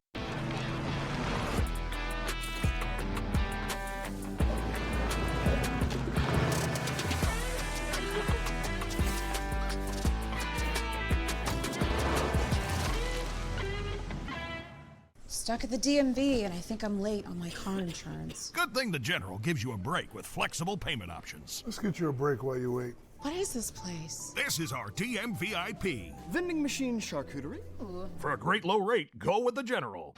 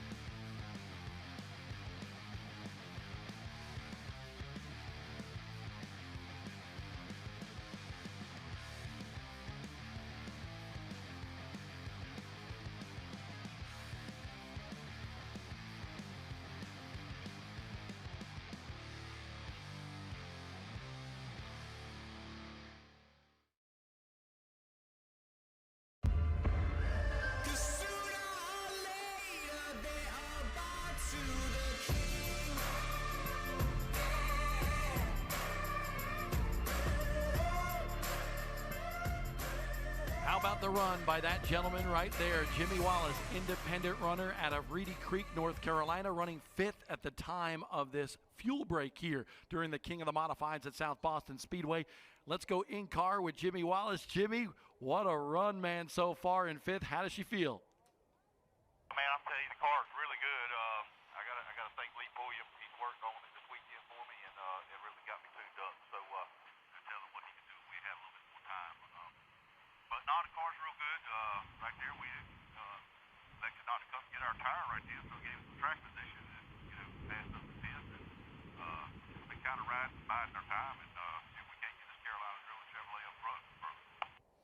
Jimmy, I don't want to get too ahead of ourselves, but you got a couple of guys up here in the booth rooting for you. We love seeing you run really well here today. Finished top 10 last year. What is this car capable of for you here today? Yeah, I mean, right now I think that we have a car that can definitely run here to top 5 and finish top 5. If not, give them a run for the money, see how tires wear out here at the end. Well, Jimmy, a lot of people rooting for you. One of those underdogs here today. You've had so much success, full fendered cars and now in modifieds. But give her heck out there today here at South Boston. Thank you, Bob. Everybody enjoy the race. That's what you got to love about Jimmy Wallace. Always thinking about somebody else. And he loves the sport of modified racing and making that transition from late models over to modifieds and, working on engines. There's nobody that really in this pit area maybe knows engines any better. Maybe Tony is right up there as well, but those two know engines here in the modified class around the country. And Jimmy, certainly one of the nicest guys in the sport. He sure is, Bob. And to have a legendary late model stock driver like that helping him out, too, and Lee Pulliam. What a nice guy, too. We didn't say this before, but Lee Pulliam is pulling double duty, Bob. He's not only wrenching on the 21 car and the 22 Jason Tutterow, but he was actually the guy driving the Richie Evans Pinto loaned to us by Ray Evernham. So cool to have a legend in a legendary car. Well, Derek, what's going on down there? Well, it's quiet down here on pit road, but not for long. Fuel stop is almost done. Everyone up and down pit road, Bob, like you said, taking fuel, but they can't make any changes to the car. But we did talk to Phil Moran, who is the crew chief for the number 16 of Ron Silk. When he took the lead, asked them, how's the car? They said it's very neutral. It's good right now. It's not loose. It's not tight. It's just the way that they wanted it. When I asked them why they didn't come in when all the leaders came in that time to take their tires, he said they didn't want a short pit. They're expecting more yellows to come later in the race. They wanted to save their tires and adjustments for later in the race.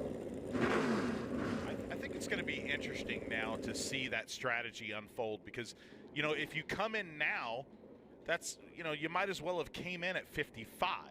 So I think some people, you're going to see them trying to stretch and hope for a caution maybe 10 laps from now, 15 laps from now to try to have a real advantage. But that short pit, that might have been the move of the race. We'll see here as it develops. That's the interesting thing about the strategy of these smart races with a 5-tire race.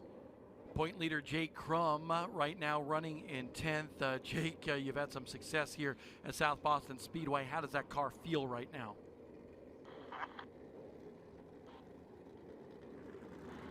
Kind of behind our time, taking what's given. Been on the outside of a couple of guys that they've tried to run us up, but eyes are peeled on that so far. But back to what we're talking about, just focusing on keeping the right direction, show the most respect that I can to the other competitors. Hopefully we'll get the same return towards the end of the race, just got to see how it plays out. Jake, we were surprised in qualifying. You weren't up front because you're pretty good here at South Boston. How does this car feel today in terms of being a possible winning car? I like our... we didn't have like really fast one-lap speed, but we didn't think it was going to be that far off. And to be honest, it wasn't that far off. It was just really, really good cars here, stout competition. And, obviously you got Silk and Newman and Hirschman and just, the list keeps going on and on. Such good cars, such great drivers, and just an honor to be sitting here running with them and the opportunities that the Tomatoes have given me.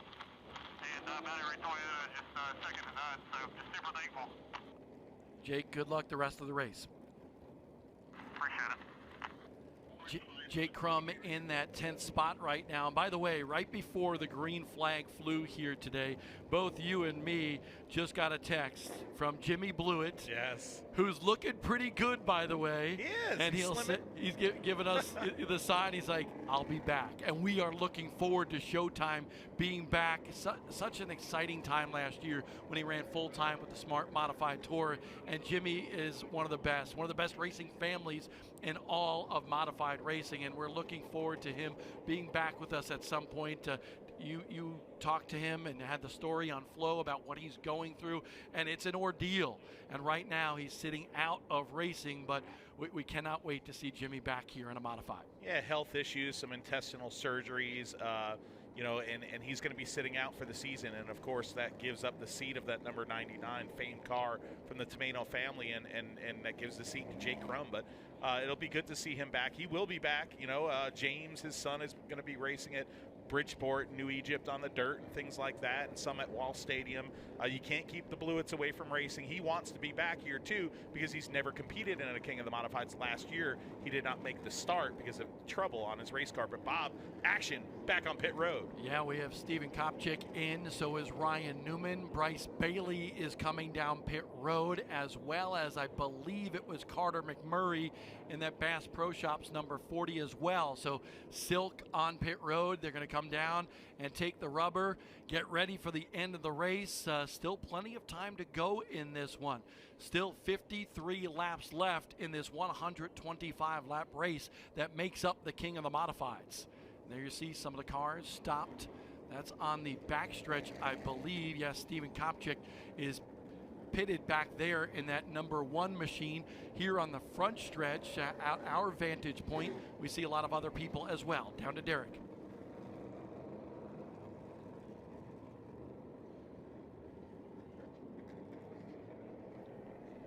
Unfortunately lost his microphone there, but there you see the K2 barbecue sauces machine. Still want to try that, by the way. But of Bryce Bailey, Grady Jeffries and the team, that car is legendary here in Southern Modified Racing, and Bryce is having himself a good run today. Bob, I want to ask you, because you're a veteran, as far as you've been on pit boxes with your late models and whatnot, this track really doesn't have a lot of tire wear, but with these modifieds, tires are so much, okay? The guys who short pitted, okay, these guys coming in right now have 17 lap fresher right rear. Is that enough to make a difference? Because those other guys got track position, or should they have taken the gamble? It's a tough deal to go here because it's a 125 lapper. Listen, you have some smart teams that did not come down pit road at that time. One of them, the 15 of Bryce Bailey, the 16 of Silk, the 2 of Newman. So several of those drivers didn't. Me, I would have come down when most others did because, as you mentioned, the tire wear, not really one of those big tire wear races. If this was down in Florence, South Carolina, it'd be a different story. You'd want to stay out there as long as you can. But here, I think Luke Baldwin is in great position. Jimmy Wallace told us he's already taken his tire as well. So, Luke Baldwin is okay, and right now, it's his race possibly to lose, honestly, because he's got that rubber. He's set for the rest of the race. And Ron Silk in that number 16 also heading down pit road. So is Sammy Ramo. Lots of guys taking the tire. Derek Brenner-Siglio, what do you got? Wholesale changes going on down here on pit road. Joey Braun, Ryan Newman taking off from pit road. They took on right rear tires. Braun was also taking a track bar adjustment. Same thing with Bryce Bailey. Bryce Bailey took a brand new right rear. They also made a stagger adjustment on the number 15 car. Everybody came down pit road after that fuel stop. They're all changing the cars around because as we get deeper and deeper into this race, the fuel is burning off, the cars are lightening up, and they're making adjustments to compensate for how the car is acting. Well, thank you so much, Derek. Good job down there. The CitraSafe Grill Cleaners Choose Cone. Remember, if it's racing season, then it's grilling season as well, and you need yourself some CitraSafe Grill Cleaner. Go to Walmart, Lowe's, Home Depot, and more to get yourself some for your grill. Tomorrow, maybe a nice day in the South. Oh, yeah. Get yourself some CitraSafe, clean it, and fire up some burgers, some dogs, some brats, you name it. No chemicals, man. I don't want chemicals on my burgers or on my grill. Got to say thank you to everybody at Pace-O-Matic and Dominion Energy as well. Dominion Energy by the way, not only sponsoring this race, but also becoming a season-long sponsor of the Smart Modified Tour powered by Pace-O-Matic as well. So that's a big boost to the series. We really appreciate the folks from Dominion Energy for coming on board here with the Smart Modified Tour in 2025. By the way, you talk about Pace-O-Matic, a lot of people, wonder what Pace-O-Matic is, and they've been very, very important to this series. Skill games, that's what they're all about. Darn straight, I'll tell you what, good people too.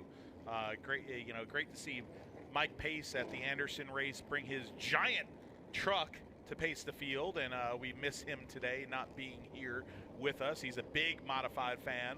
And as well as many of the people at the great place Pace-O-Matic, and getting to know some of those people have been a fantastic opportunity for us. And what they really are is an entertainment company that develops gaming software. Players love to play it, and Pace-O-Matic is all about giving back to their local communities, small businesses, and now motorsports too. That's why they're involved with the Smart Modified Tour. To learn more about their history, business, charitable works, and products, check them out on all their social media outlets or visit their website at paceomatic.com. That's Pace-O-Matic, proud supporter of grassroots initiatives and proud presenting sponsor of the Smart Modified Tour. Well, Bob, what do you know? Not much. Jimmy Wallace is in a great spot right now. So is Luke Baldwin. So is the short pitters of Luke Baldwin, and right behind him, big money, Matt Hirschman. So is the number 23 right behind them of Carson Lofton. And Carson Lofton wants this one bad. Remember that race a couple years ago? Yeah. Leading, restart. He kind of misses his shift on the restart, spins his tires a little bit, and off goes Andy Jankowiak to the victory here. That is on the back of his mind. I'm sure you know Carson very well. Yeah, he beat himself up on that one real bad. That was in his rookie season. And what I was so impressed about his rookie season is that he didn't overdrive the car. When he'd get in trouble, he would gather it back up. If he had a fourth place car, he'd finish fourth. And last year, his sophomore season, then he really put the pedal to the metal and he showed him what he has talent-wise. So, in doing that, going out there and getting 5 wins, he really put himself on the map. So you never know what you're going to see, and we see that the choose cone is back out again. So the choose code is back out. So everybody choosing low or high side here. Derek, what do you got? Well, when we talked to Matt Hirschman earlier in the day, one of the things that he talked about was the sun going down. They were hoping to start this race a little bit sooner, but as you can see over my shoulder, the sun going down into turn 1 is a huge hindrance to these drivers. As they drive down into the corner, they can't see going in because that sun is right in their eyes. Then when they hit the shade, their eyes have to take that second or two to adjust for a minute. So that's one of the issues that some of these drivers were talking about, was that visibility as they go through turns 1 and 2. Yeah, you take a look at that by your shot. We need a light on you, Derek, because we could barely see you. You're like, you're like this black blob on our screen because the sun's right behind you. So that, Derek, that's TV 101. Put the sun behind you, buddy. Use the sun. I love you, Derek. Definitely backlit on that one. But that's tough for those race car drivers, though. Derek has a great point, and you see it at a lot of racetracks. We saw it at Florence be an issue off of turn number 4. Here, it's at a very fast part of the racetrack, headed into turn number 1. And we've been here for so many years with modified racing, and you see that this time of the day, and it's going to get worse for a while here for all these competitors. We'll have to keep an eye on that. We're coming back to the green, 72 laps in the books here. 125 is what we're going today in the King of the Modifieds, powered by Dominion Energy. Jimmy Wallace chooses the outside, Luke Baldwin on the inside for this restart. Baldwin with a great jump there, a little push from the back of the number 60 of Matt Hirschman. Wallace hanging on the outside, drifting back to the 4th position, Bob. Wallace trying to get down to the bottom side here behind Carson Lofton, and he does, but Brandon Ward making his presence felt for the first time here today in the KevinSaysYes.com number 04. Burt Myers behind them. Here comes Ward to the bottom. Myers and Crum side by side behind them. Pastriak and Hartwig, 2 by 2 by 2 by 2. Time 6 here at South Boston. Hartwig right there in the middle of that as well. So Hartwig, the 14-year-old, still in the thick of things here at South Boston. Look at that battle on the track right now. Brandon Ford trying to do it the clean way underneath Jimmy Wallace as the battle heats up for the lead. Matt Hirschman all over the back bumper of the Pace-O-Matic number 7. Hirschman, it's go time for him. He loves big money, and he's going after it today with $20,000 on the line to the inside of Luke Baldwin. They battled last year here at South Boston to be crowned a king. Hirschman, one of the best in modified racing, gonna nose out in front here at South Boston. Veteran and youngster, Oh, and big a wreck. big one on the front stretch. Ron Silk has hit the wall. There are all the cars. Carter McMurray involved, and that 16, that open modified for Ron Silk, destroyed going into turn number 1. Carter McMurray with heavy damage on the front of his number 40 as well, Bob, as Bryce Bailey, Ryan Newman deeper into turn number 1. Those are the 4 cars that seem to be the most damaged. And there is Gary Young Jr. also on the outside there. Huge contact for that driver. And that's not something that anybody, let alone Gary Young Jr., wanted to see, because he's not a big buck team, and you want to see him compete in as many modified races as he can. And it looks like he's got some significant damage to the right front on that race car. Hopefully it did not get the frame. I don't know if you can say that for Ron Silk. You know, the cockpit of that race car, the right side rails there, definitely a big hit to him. Several other cars as well. Silk is out of his car and walking to the infield. Derek Pernasiglio is down there. They are walking to a safe point of the infield right now, but let's get a word with Derek Pernasiglio, who is standing by with Ron Silk. Ron Silk climbs out of the car on the number 16 machine, had a very strong run going. Unfortunately, everybody piled up on the front straightaway. Can you tell us what you saw? Yeah, I'm not really sure what happened. It was kind of chaos there after that restart. Just a shame. Had a great car, had a car that I thought we could win with, so disappointed in the outcome. So unfortunately, Ron Silk, a little dejected. He walks away, and he'll make his way back into the garage area and talk to crew chief Phil Moran. But right now, we're going to see if we can get a couple of other drivers and get some remarks from them. Absolutely. You want to hear what happened going down the front stretch. Several cars involved. As we mentioned, Ron Silk, there is Ryan Newman. Newman's been out in front of that car taking a look at the damage on the front end of that machine. Newman had been having a very good run here today. Also involved with this, just to the right, a little bit more on the entry to turn number 1, is Bryce Bailey in the red and white number 15 car. Bailey, one of the Rookie of the Year competitors here as well. He's out of the car. Good to see the paramedics were there on the scene working on him, trying to get him extricated from that car. A little shaken up is Bryce Bailey, but he now climbs over the wall, does the young New York driver, and now he'll be looked at. It looks like he's kind of favoring maybe his right hand there, Bob. Bryce Bailey will get checked out, but good to see him walking away. Carter McMurray is out of his race car as well, collecting his gloves and his helmet. He's going to walk back to the infield. I see Derek Pernasiglio down there in turn number 1. Ryan Newman is walking. He's waiting for Ryan Newman to walk up to him. Newman has not had a good start to the season. No, Ryan Newman, of course, having trouble in with that car in the opener, just not running up to par. Derek Pernasiglio is walking with him right now in the infield. Newman just doesn't look too happy right now. Obviously, he has lost. Derek Pernasiglio walking along with Ryan Newman. Yeah, Ryan Newman walking back to the pit area right now. I asked him if we could talk. They're trying to walk back to his pit because they think they can get the car refired and back out there. Ryan, what happened? Well, that's just kind of what happens when you get back here in the middle on a restart late in a race with a bunch of knuckleheads.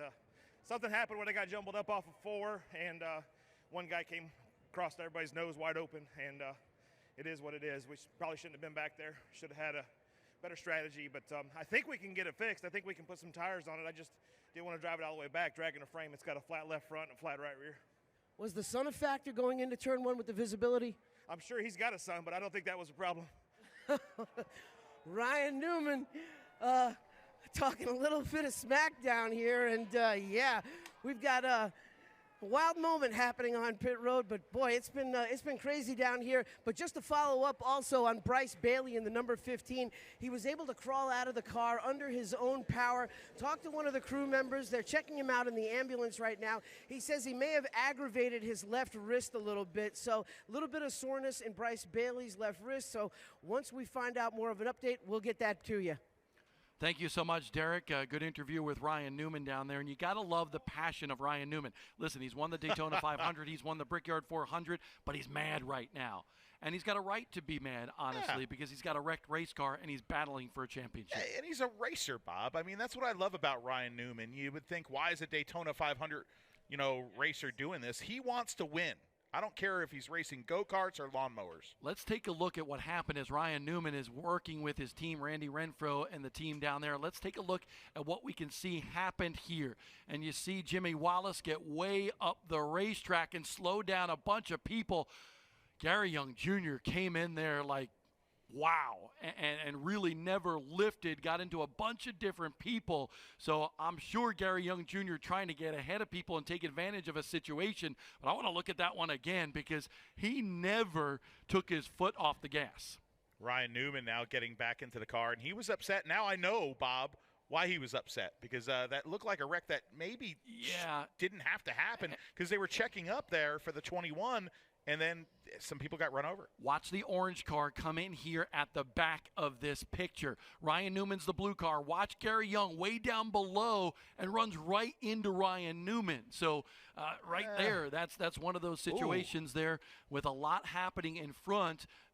I would say, honestly, take your foot off the gas just a little bit at that point. Yeah, and it's a terrible situation because you could say that, and I thought that initially too, but Newman did kind of come down into Gary there. Unfortunate, too, to see the 15 of Bailey. That was a hard hit that he took to the inside wall, Bryce Bailey right there. So no wonder why he was shaken up. These cars are so fast here. When you hit the wall, it doesn't feel good. So Ryan Newman trying to get that car back out there in Porton, and we'll see if it's actually any good or not. But that team working hard right now. We're going to take a quick break here on Flow Racing. We are at lap 77. Still plenty to go in this one here in the Pace-O-Matic King of the Modifieds, powered by Dominion Energy.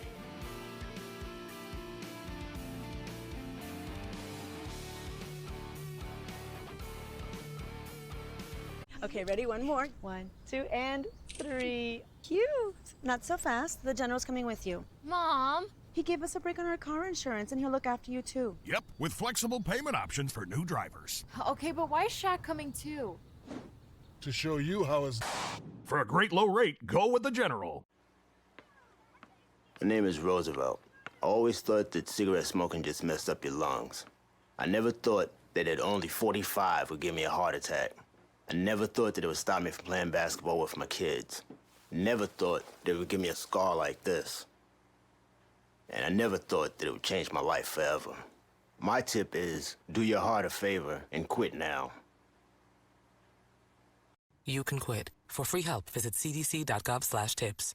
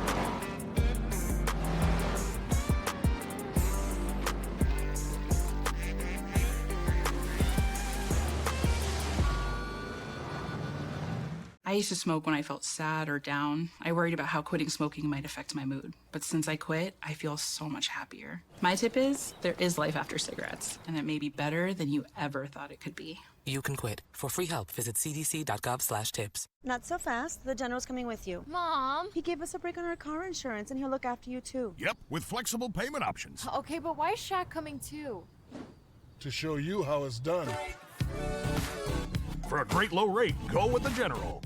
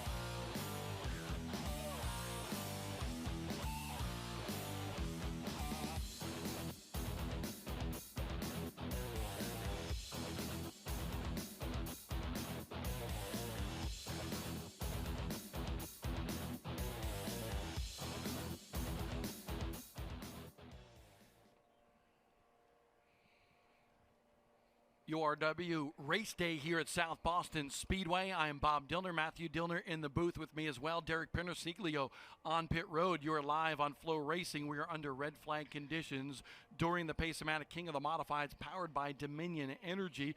Big wreck coming off of turn number 4 down the front stretch and into turn 1. Right now, we've seen that all drivers have climbed out, and that's a good sign for sure. Still got a lot to go here, but I tell you what, this is a spectacular day in Southern Virginia. A packed grandstand, people all over this racetrack. The King of the Modifieds belong at South Boston Speedway. Folks, if you can hear me out there, let's hear a round of applause for the King of the Modifieds and what the staff has done today at South Boston Speedway, as well as the smart stars. Who wants to see the King of the Modifieds return to Sobo? All right, see a lot of people clapping out there. Well, we just received official word that the King of the Modifieds for the 3rd time will come back to South Boston Speedway in 2026. And joining me in the booth here is General Manager of South Boston Speedway, Brandon Brown. We kind of just put the deal together real quickly. That was kind of funny. But, I mean, by virtue of this crowd, how could you not have this event come back? Absolutely. It's an absolute no-brainer to kick off our season here at South Boston Speedway with the King of the Modifieds. When Chris Williams and the Smart Tour came to us and said, hey, we want to create a crown jewel race with modifieds, and we want it at your place, of course we said yes. We put a lot of effort. Look at this place. All around the facility, fans, just the place is splitting at the seams. And, yeah, you just kind of up and asked me, can we come back this year or next year? And we're like, Yeah, I think we can. So thank you to everybody who is out in the stands right now and everybody watching on Flow as well. You guys are what's making this possible and making this event that is going to be a crown jewel for years and years to come. I love what I see here today, and I haven't seen something like this, honestly. Now I haven't been to your big 200 lap or anything like that, and I'm sure it's spectacular with the crowd, but man, the fans are lined up around this racetrack. This is a beautiful sight if you're a fan of short track racing. Yeah, I mean, kicking today off with our Centera late models and our new championship bonus structure, powered by Hitachi and Power Broadband, by the way, and then melding them with the Star Super Stocks, and then finishing it off with the King of the Modifieds feature. I mean, it just puts together such a fantastic race day, grassroots all the way, and we couldn't be more excited to have you guys here and to kick off our season this way. I love the late models as part of the show. Oh, yeah. I mean, it's been spectacular here today with the Twin 50s, and to see the names that came out in the late models possibly going to be running here. Had a lot of drama as well in that second race, but that's what makes some good racing, right? Of course. As a promoter, you love storylines. So, I mean, I think it's really cool to be able to see, and you got the playground there here at South Boston Speedway. That's been around for a while, different iterations of it.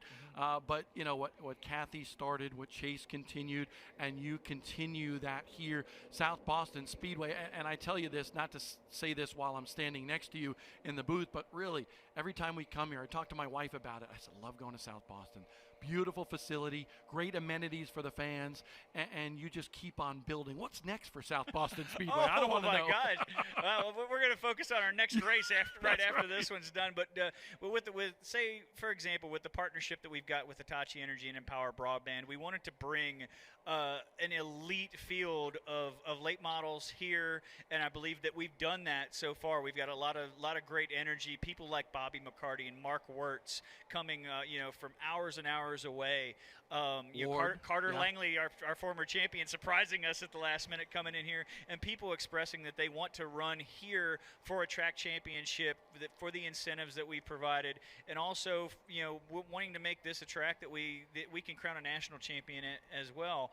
And all the way down to our Budweiser Limiteds, our Southside Disposal Pure Stocks, and our Dollar General Hornets. We wanted to reward all the racers for coming out and running with us, and in turn making sure that we put on a great show for the fans, and making sure that the fans have an elite field of cars every single weekly race that we have here. And then also, if you've seen our social media channels, promoting it and pushing out and making our drivers the superstars that they deserve to be. I love that some of that money goes through, the divisions here all the way throughout. But I want to give you the opportunity, because I think when you say as a promoter, oh, we're giving money and so forth, nobody understands. But if you know racing, you know how important money is to these racers. Sure. Explain that point structure and the bonus play that you have. Big money on the line this year in the late models. Of course. Like, we'll start with the late models and the bonus structure with Hitachi Energy and Empower Broadband. $20,000 to win the track championship. But 15, right? 15 for second. Crazy. 10 for third. And anybody who runs with us all season long isn't going home with less than a $2,500 bonus at the end of the year. So we want to incentivize everybody up and down the field to run here and give a show for these great fans that come out here, not only for this race, but the dedicated fans that are lined up. They're coming here early with the lawn chairs and parked in the tailgate section. Giving them something to watch on a week-to-week basis, and really incentivizing our drivers to become like everybody that they can root for. And lastly, we talk about late model stock cars, but we're in the middle of a modified race. And really, everybody knows now South Boston Speedway is a late model stock car track, but it really began with modifieds. Yeah, that's the crazy thing too, is there's such a rich history of modifieds here, and this part of the country is now late model country. But the modifieds have such a storied history here that I think where's Chris? I think that was part of the reason why he wanted to bring the King of the Modifieds here, is that rich history and just having a crown jewel here that can really showcase that fact. Well, Brandon, we appreciate you coming on the Flow Racing broadcast. We're watching these modified teams down here work just a little bit, but we love what you, Nick, and everybody are doing here. Yeah, we're trying to put on the best show that we possibly can, and I would be remiss if I didn't thank our great sponsors, URW, who I'm looking at right here in the booth. They're right here next to the announcers. Thanks to URW for supporting this great event. Hope we've put on a great show for you guys. I really think that we have, and we are so thankful for them and our wonderful partners that support all of us. URW Race Day, that's what the King of the Modifieds is all about here at South Boston Speedway. So great job by all the sponsors for making this happen here today. Cars are starting to roam around this racetrack again. You can see a lot of activity on pit road as well, Derek. Well, right now we're going to do a little bit of show and tell time with the 15 of Bryce Bailey. The 15 car, boy, it looks worse than a bag of hammers right now. There's damage on all corners of this car. And you can see here the upper control arm's twisted. The crew guys are trying to get the tie rods out of there so they can get the car to steer straight. The front bumper is pushed up in the air. Actually, the front bumper looks pretty salvageable. The front sheet metal on the car is also twisted up, but looking back deeper into the car over here on the right-hand side, it's going to need a new right rear wheel right here because this is all completely bent in, and we walk around the back of the car as well. Nerf bars are bent. We've got a left side Nerf bar here that was pushed in when he got hit, so there's a lot of damage to the front end of this car. They're also taking off the left front suspension of Bryce Bailey's car just so they can get the car basically to roll so they can put it in the trailer. Well, a lot of damage, a lot of action here at South Boston Speedway. And, folks, we're 77 laps into this 125-lap race as they make repairs on the number 2 of Ryan Newman's Shitty Coolers number 2 machine. And I got to tell you, I've been sitting up here in the booth all day, blessed to be up here in the booth.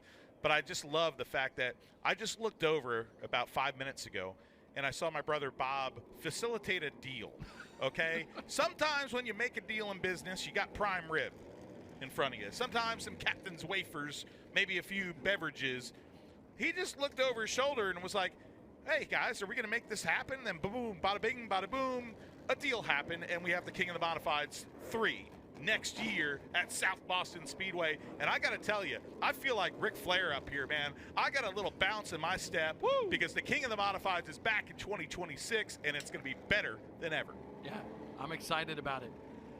Derek is down there now with Ryan Newman. He's wearing out a pair of shoes down there on pit road, Derek.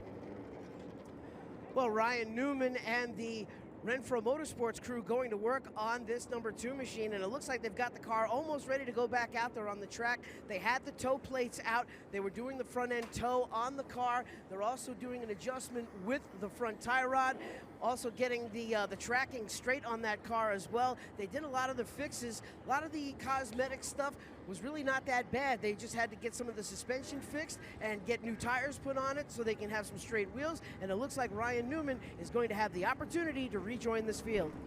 So Ryan Newman going to rejoin the field, but Carson Lofton looking really good. We're going to join him on the Racing Electronics Communications. Carson, how good is that race car right now? We fired off the first run pretty free, just kind of maintained our time. I think hung on to 8 to the stop. Fired off a tick too tight after the stop, just hoping it comes to me here at the end.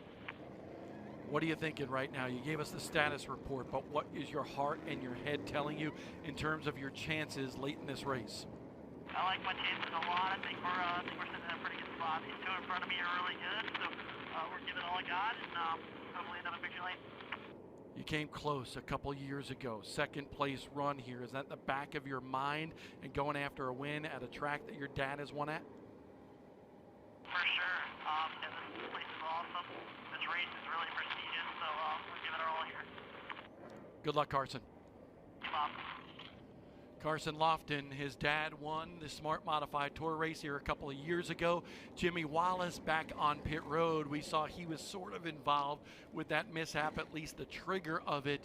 When it came off of turn number 4, he was fading back. And now what they're doing is they're not changing a tire on that, but they're swapping tires to get the appropriate stagger that they need. That car was not handling the way it was prior to that last green flag run for Jimmy Wallace. And you see Jason Tutterow in the orange shirt there walking away, racer, teammate to Jimmy Wallace, and he was working on that left front. So Joey Braun is out there as well. Actually, he's on pit road right now. Several cars on pit road. Let's go down to Derek. Well, Joey Braun is one of those Long Island drivers that is driving for the Hillbillies, and they are getting service to that 79 machine right now. Some damage to the front end of the car. You can see David and Derek Hill working on the front end. The toe plates are out. They were just adjusting the tie rods to get the alignment of that car straight right now. They're still trying to do the final adjustments to this 79 machine so they can get him working properly. It looks like they're tightening up all the jam nuts right now, and they're going to send the 79 back out there to rejoin the field. And this team has been running very well with Joey Braun this year. Justin Link helping with the setup on that car. David Hill very passionate about his modifieds, and a renewed vigor for David Hill and that team this year with a very talented race car driver behind the wheel. Yeah, talented and young race car drivers. 21. So you're coming in with fresh ideas and a 21 fresh is old. mindset. Oh, yeah, old compared to some of the guys on our team. But, you also got to look to the fact that they got 2 brand new PSR chassis with that team. So they are starting with a kind of a new, fresh energy on that Hillbilly Racing number 79 team. Choose Cone is out right now. Matt Hirschman to the inside. Luke Baldwin to the outside. Carson Lofton to the inside. Brennan Ward to the outside, then Jake Crum in the 5th position. And the CitraSafe Grill Cleaners Choose Cone by the CitraSafe Carolina Drilling drone on our Flow Racing coverage. Man, I like the sound of that, man. Yeah, absolutely. Glad you said it. Yeah. I love that Bryson Brothers Aerial Solutions actually is a big supporter of Slate Myers. Those guys rock. But also providing the drone coverage thanks to contributions from CitraSafe as well as Carolina Drilling. So, this is like deja vu all over again. Oh, Yogi Berra, one of my favorite philosophers. Absolutely. Hey, I got to say this before we go back to green. Actually, I almost forgot about this. Bob, something that's very important to me and you. Shout out to the Willsburg crew that's watching. Mike Slattery is watching this event. Today marks the 38-year anniversary since we lost the great racer from Bating Hollow, Long Island, New York, charging Charlie Drzambek in a fatal accident at Martinsville. And Ricky Drzambek, everybody always thinking about you, and those are modified guys. They're watching this race right now, and a salute to the great number 1. Yeah, I remember that call, honestly, when I was 14 years old, getting it, and had just entered the journalism business, writing for Area Auto Racing News out of Trenton, New Jersey, and Charlie was our hero back in the day, watching him not only on Long Island, but throughout America, running modifieds. Our dad used to talk about his track record at Dover back in the day. Let's see if we get some fast speeds on this restart. Hirschman and Baldwin coming to the line. Everybody coming on their feet at South Boston.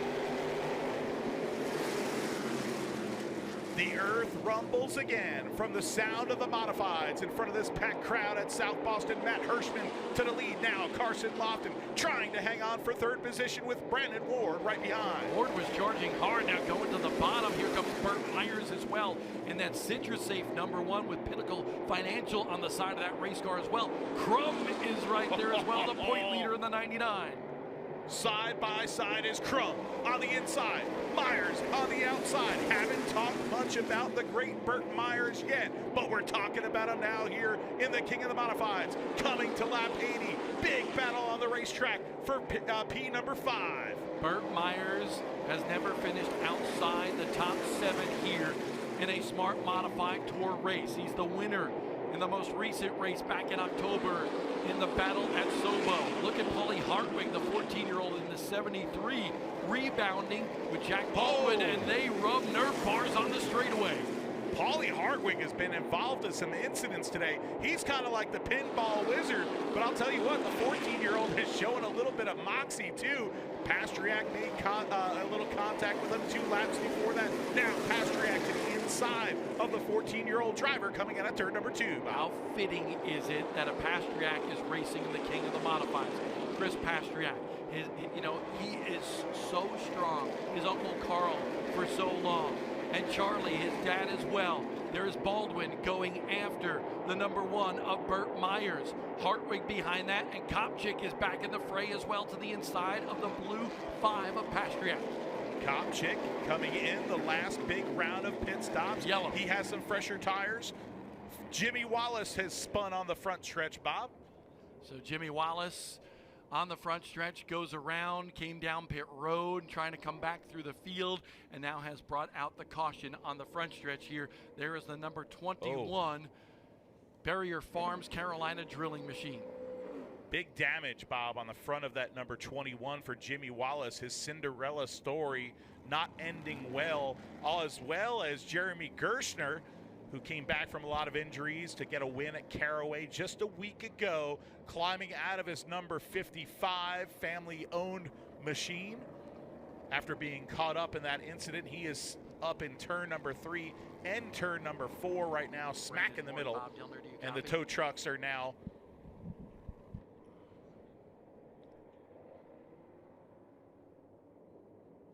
Jeremy Gershner assessing the damage. He's a guy that works on his own stuff. You know, just a Florida racer who's been towing and racing here in the Carolinas and Virginia for so many years, towing all the way from Florida. They just built a brand new shop, though, in North Carolina in Statesville. And it's going to be great to see him permanently move here to North Carolina so he doesn't have to put so many miles on his vehicles towing his family around to these modified races. Jimmy Wallace, the number 21 car, running so good today. In the lead at one point of this race, running securely in the top 5 at the beginning of this event. His day looks to be over in that 21. There is Gershner. I don't know if he might have been unhappy with somebody. Gershner showing his emotions after wrecking out of the King of the Modifieds.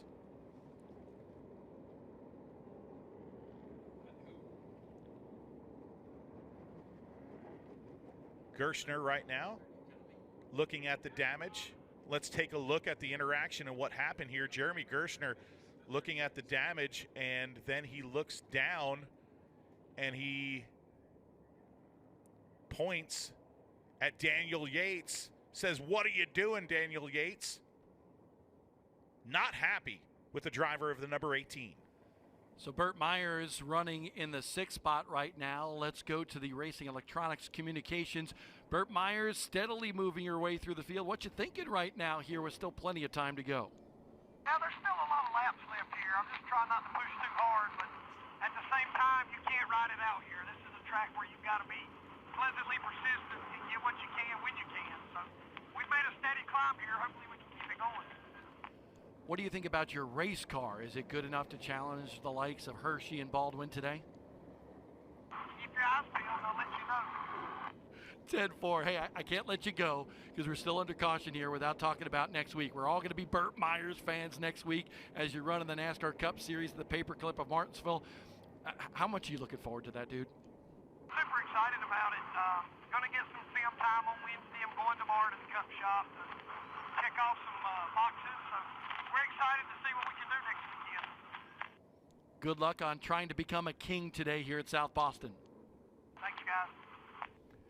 Burt Myers behind the wheel of the Pinnacle Financial Services CitraSafe #1, and we will be Burt Myers fans next week for sure at Martinsville. Oh yeah, I mean, if my kid is watching right now on Flow Racing and he knows about that, I haven't told him yet that Burt's running. He's going to want to go to Martinsville, I'm sure, Hudson. But you know, we just got a little birdie that told us that that incident might have been caused in part possible fluid that was coming out of the O2 car on the racetrack at the time of that incident. Oh, poor Joey Coulter. He's had a difficult time here this weekend. No look this year, honestly. Yes. You know, got booted out of the lead in the opener.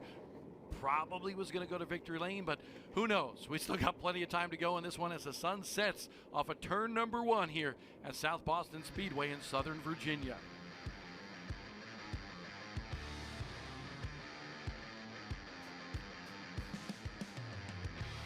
Smoking gave me gum disease, and I lost all my teeth.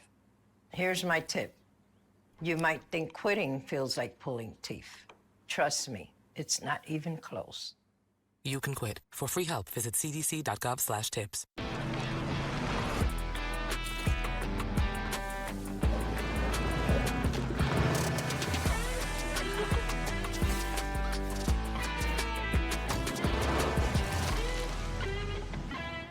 Not so fast. The general's coming with you. Mom! He gave us a break on our car insurance, and he'll look after you, too. Yep, with flexible payment options. Okay, but why is Shaq coming too? to show you how it's done. For a great low rate, go with the General.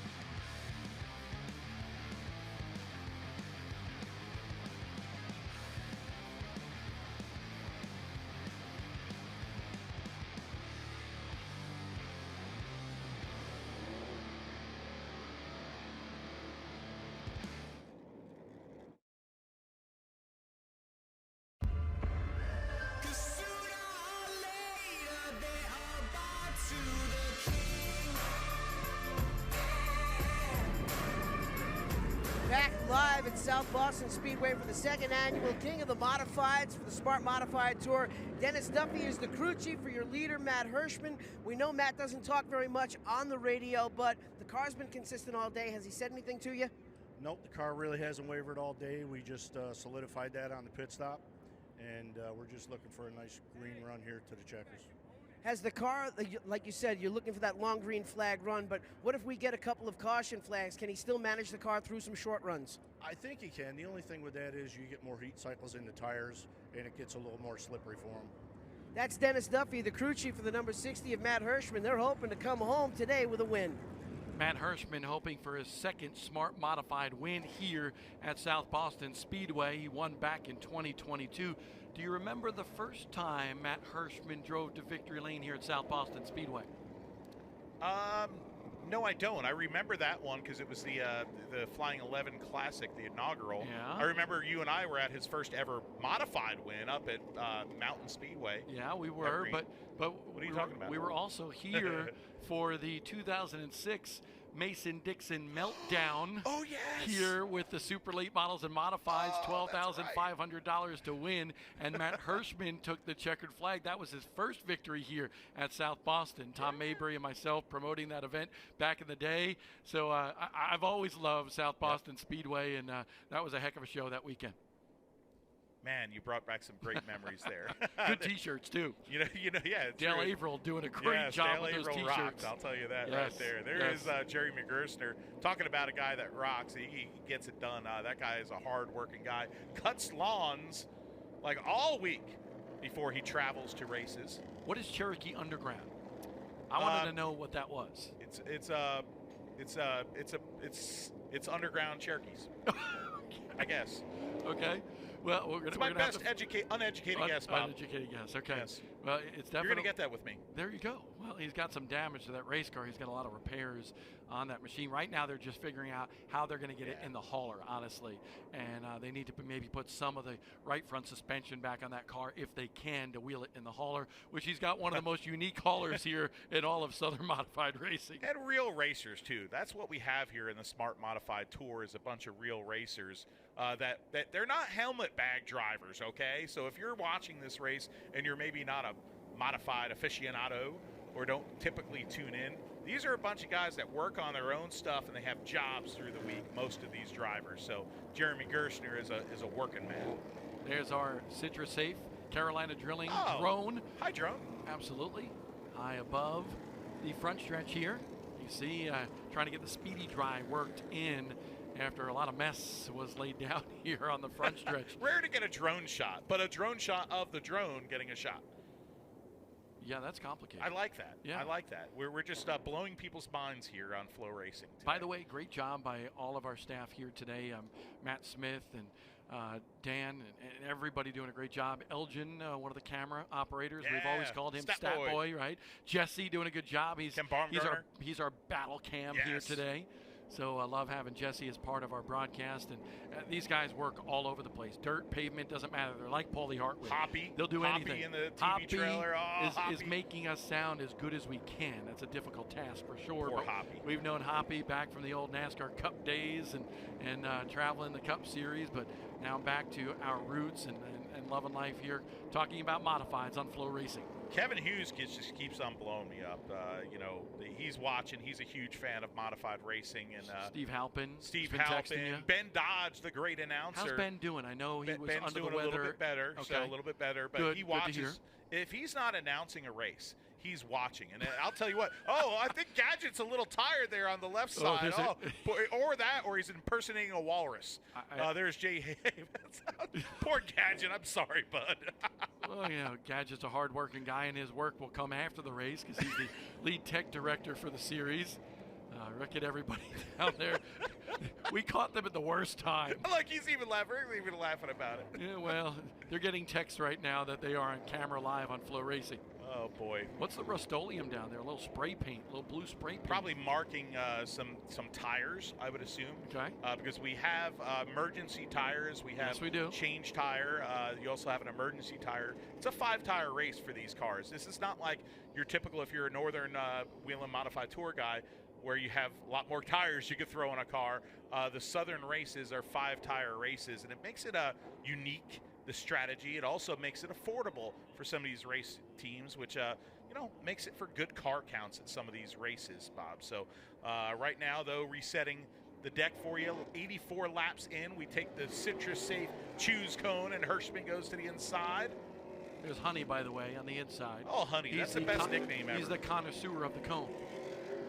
Yeah, I mean, I bet you he misses the real Citrus Safe Choose cone.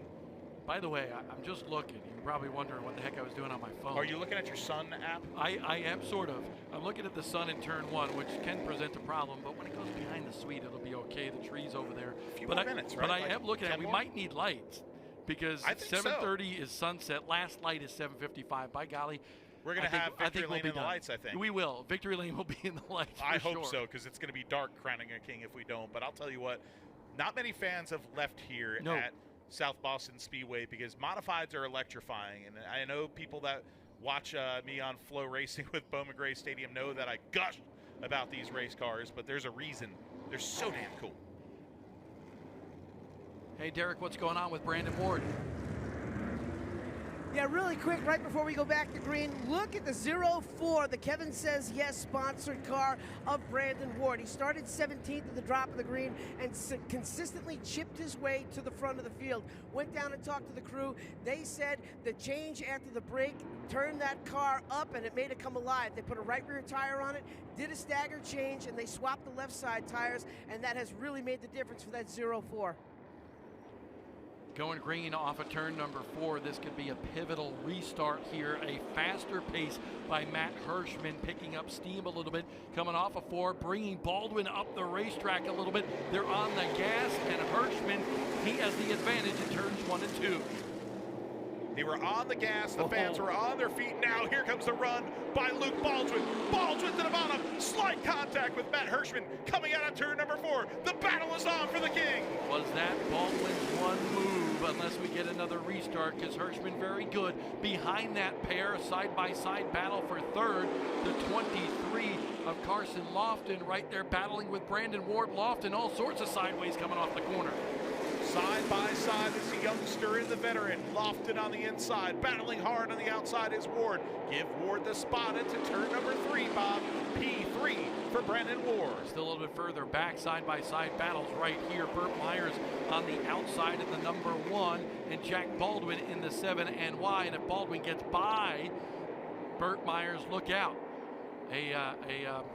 interesting scenario, if you will. Baldwin and Jake Crum, they got into it at Anderson Motor Speedway in South Carolina a couple of weeks ago, and Baldwin not too happy with the 99 Mount Airy Toyota machine and that driver.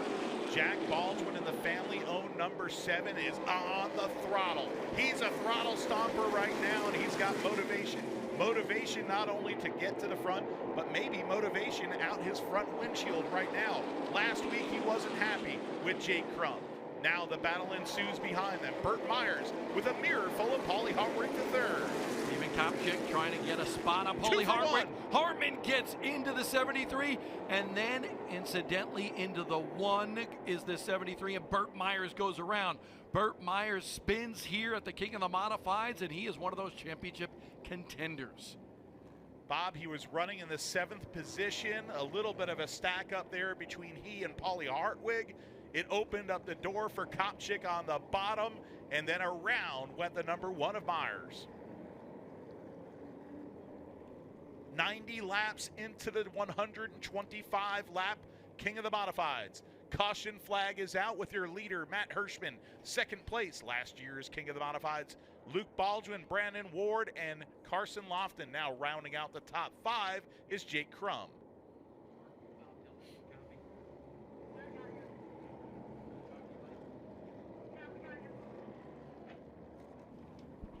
Paulie Hartwig running in the top 10 in this race right now, and want to jump on the Racing Electronics communication with Paulie Hartwig in the 73. Paulie, you were involved in that one right there. What happened down in turn number 1? I guess he's trying to save or something. I mean, it's less than 40 to go, so, I mean, I was literally on the brake. Kopchick put it 3 wide, so I couldn't go nowhere. I mean, we made contact, but I take fault for it. We definitely did not make a lot of contact. That was definitely 100% not my fault, but we really came back from 28 to first lap, or like in the first 15 laps, we got in a wreck on the back stretch, so we really recovered a lot, and hopefully we have a good team right now, so hopefully God's there with us so we can get this finish. Paulie, I feel like you've been bounced around like a pinball in a pinball machine here today, yet you're still in the top 10. How is that race car, and do you have enough to come through the field a little bit? I think we have a good enough car. You know, we ran this car at Force, but this is a good enough car for long straightaway speed. I just marked it up at Force, but this is one of our best cars at long track, so you just don't really stay here. You're just hauling the milk here, so hopefully we just have a good piece here. Good luck the rest of the way, Paulie. Paulie Hartwig involved in that incident. We can take a look at the replay of what happened down going into turn number 1. Kopchick trying to go low, and Burt was just backing off a little bit. Paulie made contact with Burt Myers, and then Harmon in the 51 wound up making contact with the 73. Yeah, there was a lot going on there to process. You're going into turn number 1 where you could barely see.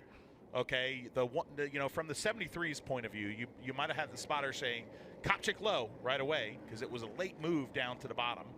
And so then the 73 doesn't come down. He makes contact with the 1 racing incident. But, I guess you would put fault on the 73 there if you had to blame fault there. But not good for Burt Myers. Burt Myers now, it's going to be a long shot for him to come up through the field with 35 laps to go. I had to do math there.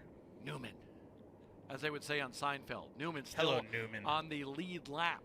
So he keeps on coming down pit road and making adjustments to that mangled race car on the front end a little bit. Hirschman is the leader of this race, and just want to talk about what we have coming up here as well with the Smart Modified Tour powered by Pace-O-Matic. We'll take a week off next week to watch Burt Myers and Luke Baldwin run at Martinsville in the Truck Series for Baldwin and the Cup Series for Burt Myers. That's not really, this is kind of how it planned out. But next time we'll be back on the racetrack with the Smart Modified Tour powered by Pace-O-Matic is Orange County Speedway in Rougemont, North Carolina. High-banked racetrack with orange walls. You don't want to miss that on Saturday, April 5th. And then, before taking a little break with the Smart Modified Tour, because Bowman Gray will start running, we'll go to Hickory Motor Speedway, right there along I-40 in North Carolina on Saturday, April 12th. Well, Bob, the plot thickens. And what I mean is the choose cone provides that plot at times. Jack Baldwin in the 3rd row will line up to the inside of Jake Crum. Sorry. You know what I told you about magnets? You know, when it happens in racing, an incident happens, and then the next week, you can't get away from each other. And let's just explain this scenario Yes. as we focus in on that third row, the 7 and the 99. Baldwin running in third a couple of weeks ago at Anderson, Jake Crum in second. Baldwin jumps to the outside groove of the 99. The 99 car, he stands on the gas coming off of turn number 4 the next time. And guess what? The 99 just went straight and put the 7 in the wall. Baldwin, not happy, had all sorts of unpleasantries to say about Jake Crum. And now they're side by side late in the King of the Modifieds event. Who knows what's going to happen here? Well, buckle up, Buttercup. 90 laps into this 125-lap King of the Modifieds affair. The pace truck has dipped off turn number 4, slowly bringing them to the green as the fans rise to their feet. It's Money Matt Hirschman. And Hirschman gets the lead off of turn number 2. A little wiggle on the outside from Carson Lofton trying to hold off Brandon Ward. Ward with a good car. Baldwin coming back to the inside. Baldwin challenging for the lead. Baldwin wants the crowd again. Oh, hard into the wall. Jack Baldwin at 99.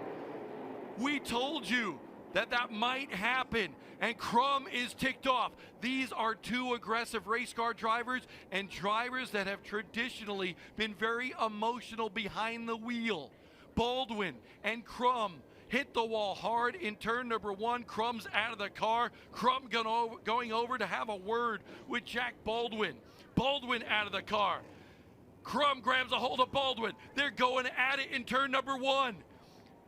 They're holding each other. It's like a wrestling match right now. Baldwin and Crum, they don't like each other at all and having words down there after that wreck. Tensions rising here at the King of the Modifieds. They're in the wall. They're out of their cars. They're throwing fists. They are not happy. The gloves are off here at South Boston Speedway. Bob, this is the passion behind modified auto racing. And here's the deal. It's a little bit more than passion right here. It's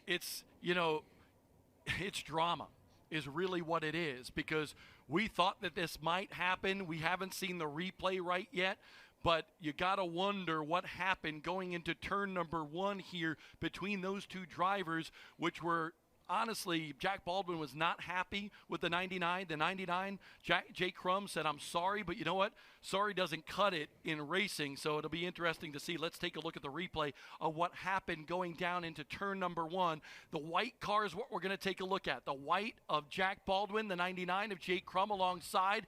Baldwin gets loose and then just wiggles and puts him up into the wall. That was a wiggle. That was not on purpose by Jack Baldwin whatsoever. Absolutely, Bob. You nailed it there on the replay.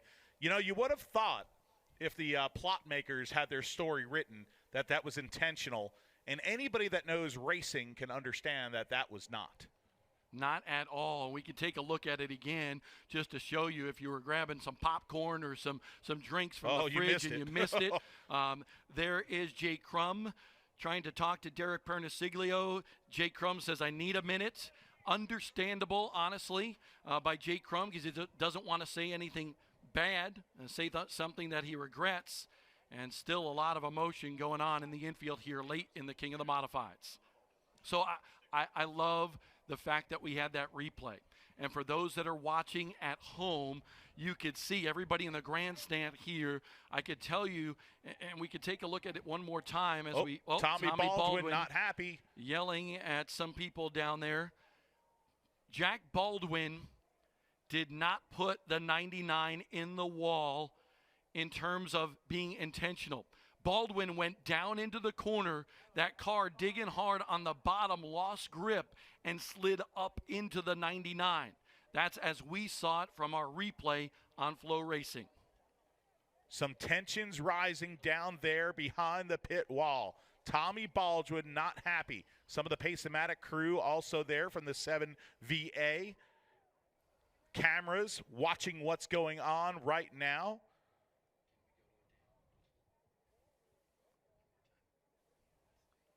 Bryce Bailey, good to see him walking okay down there. He was involved in an incident earlier today. But there you see the TBR crew down there just chatting with each other.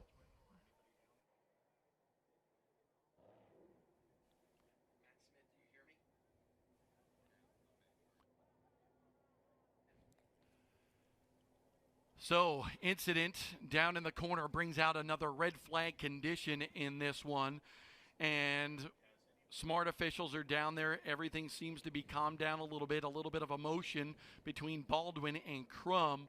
But as we saw in our Flow Racing replay, it was really nothing that Jack Baldwin can do going down into that corner. That car broke loose a little bit. Beth Baldwin being held back right now. That's Jack and Tommy's mother, the wife of Tommy Baldwin.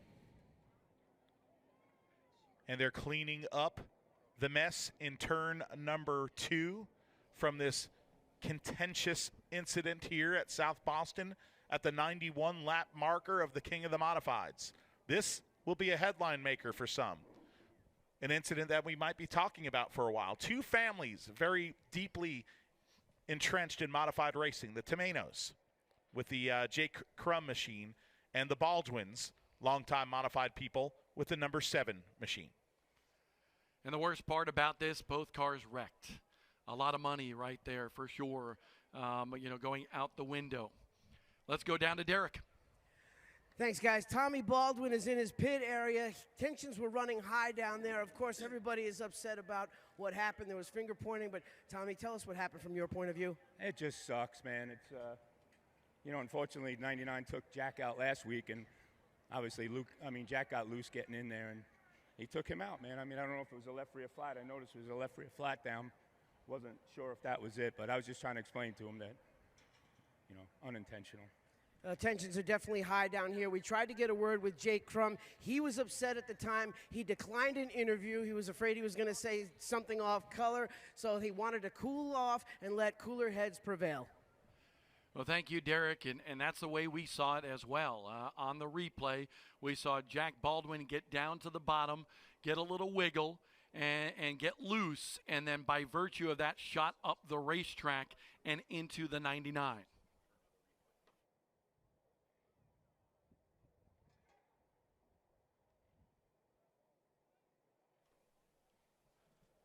So cars stopped on the backstretch here. We still have a bunch of laps to go in this one, but let's take a look at the replay once again live on Flow Racing. We're looking for the white car of Jack Baldwin. Baldwin going to the inside lane. Baldwin, a wiggle right there. Don't know what happened to his race car, but he got loose down on the bottom, and that shot his car up the racetrack and into the 99. From our years in racing, look completely unintentional down there because of that wiggle. When I saw that it was the 2 of them headed for the wall, because I didn't see the genesis of the contact, I went, oh boy, here we go. This is going to be big. And then seeing that replay, you could see that the car kind of unloads on Jack.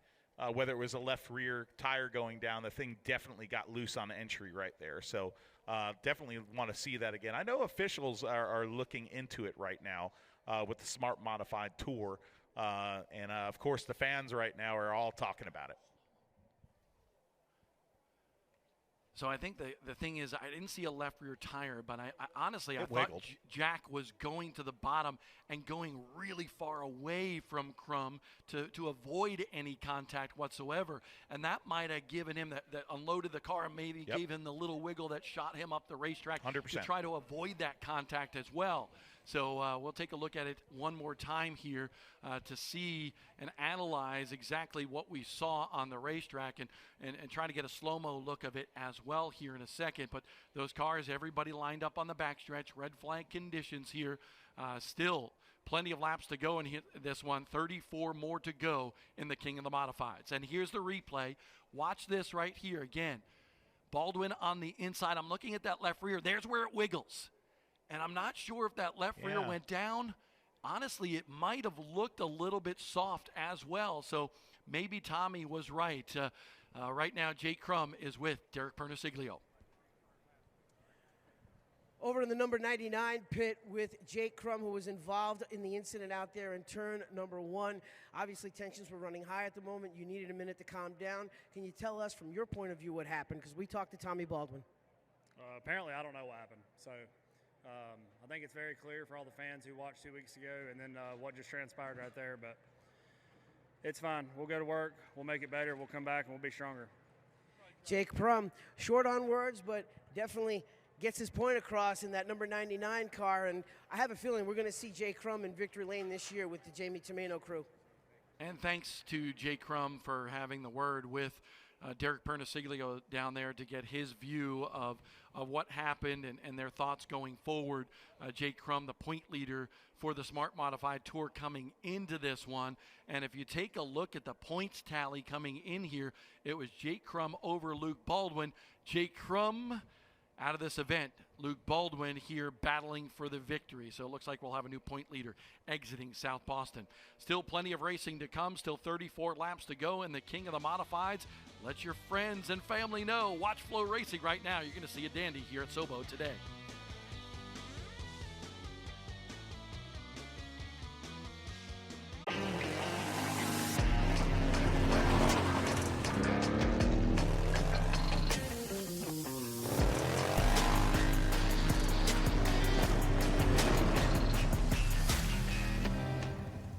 I used to smoke when I felt sad or down. I worried about how quitting smoking might affect my mood. But since I quit, I feel so much happier. My tip is, there is life after cigarettes, and it may be better than you ever thought it could be. You can quit. For free help, visit cdc.gov/tips. Okay, ready? One more. 1, 2, and 3. Cute. Not so fast. The general's coming with you. Mom. He gave us a break on our car insurance, and he'll look after you, too. Yep, with flexible payment options for new drivers. Okay, but why is Shaq coming too?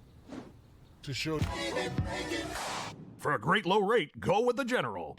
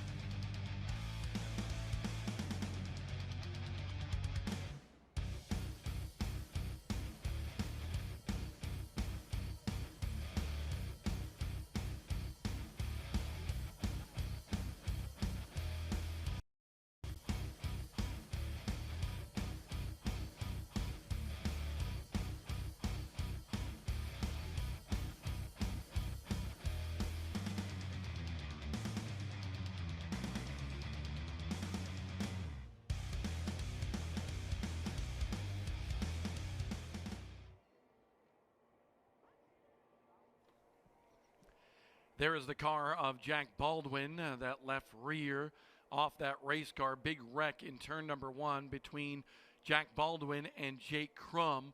We'll take a look at this incident one time. We're under red flag conditions here in the late going of the King of the Modifieds. Here's a slow-mo. Watch Baldwin in that white number 7 car on the inside of Jake Crum.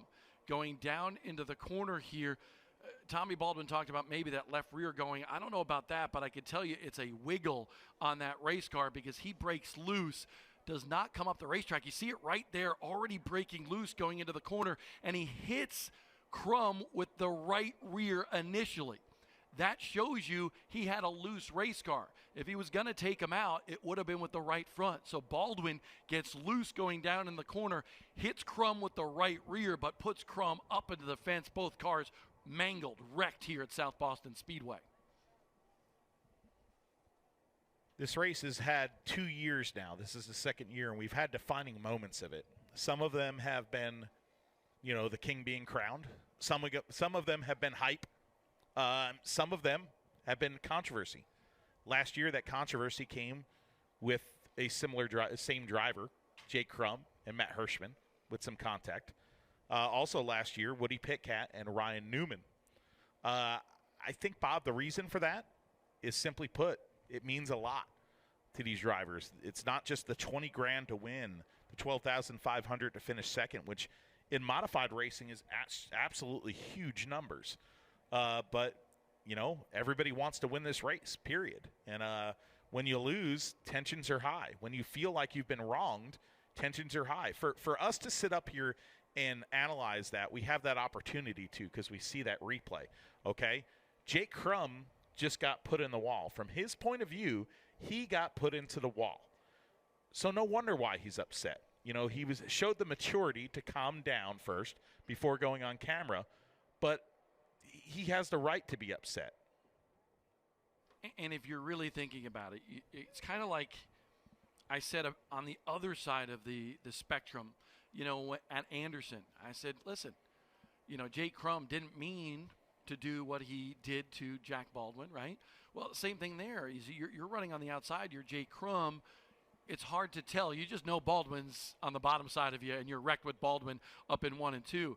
But he didn't see Baldwin get loose the way we did, and we analyzed it with several replays. So I think that's what you got to understand is the fact that we can analyze things on the Flow Racing broadcast, and we have the ability to do that. When you're in the race car, Yep. I know no matter who, when I was in the race. I've seen you get pissed. And I got put up in the wall, I blamed anybody that hit me, bottom line. But you don't know what's going on with that race car, and he didn't drive right in, honestly. And those tensions just boil over. Like I said, if you've been put in the here it is. I mean, we're going to see it right here. Jake Crum gets out of his car to go over to talk to Jack Baldwin. Baldwin's getting out of his car there, and he just grabs him and turns him around. And, at that point, Jack's going to defend himself. He has every right to. Somebody just grabbed me out of my race car. And I don't think any punches were really thrown. A few little jab kind of deals there. They're grabbing onto the Hans device straps on their helmets, which is actually a pretty good move, almost like a hockey player would do there. But, the officials got in there and kind of separated them. And they got their word across to each other, that's for sure. Yeah, they did. And listen, it's one of those situations, again, if you're Jake Crum, you probably think, oh, gosh, the guy took me out. 100%. Doesn't see that car get loose because, he's running his own race. He's going to go over there, and Jack Baldwin, like you said, defending himself. And that's why the emotions ran over to the teams as well, because everybody is fired up because of the scenario between those two drivers that initially transpired at Anderson a few weeks ago. As we look at our Citrus Safe drone car, I believe about 17 cars are still left on the racetrack. So Carson Lofton, still in the middle of this one, has had a bird's eye view of the battle in front of him. And right now, Derek Pernasiglio standing by with his crew chief / dad. We met up with Brian Lofton, the crew chief for Carson Lofton, and the number 23. Former driver, now turned into your new role, and seems to be working out pretty good for you. You've got a car in the top 3 right now. Can you get it to the win? If we could ever get some laps here, it seems like it fires off just a little bit tight, but I think after 3 or 4 laps, it comes around. I think he's really got a good piece here for the long run if we can get a long run and quick doing these 3 or 4 lap spurts. So I'm looking forward to getting a good run here and see what he can do. Nobody I'd rather have behind the wheel. I tell you what, he's amazing to me. If you can't get that long run, what is the strategy to try to do some of these short bursts of green? Well, then it's going to be up to him to work the right rear tire, try and get a little more stagger to it. So the driver, it's all in the driver's hands now. We're done down here. That's Brian Lofton, crew chief Brian Lofton, not the driver, for the 23 of Carson Lofton. Well, we'll see what transpires here. You have guys up front that are hungry to win. Baldwin trying to go back-to-back, trying to become the first repeat winner in smart modified racing at South Boston Speedway. 9 races prior to this, 9 different winners. So we'll see what happens here. The sun definitely starting to set. I don't think it's going to be a factor in a couple of minutes here at South Boston Speedway. We'll return. We got a lot more racing still to go.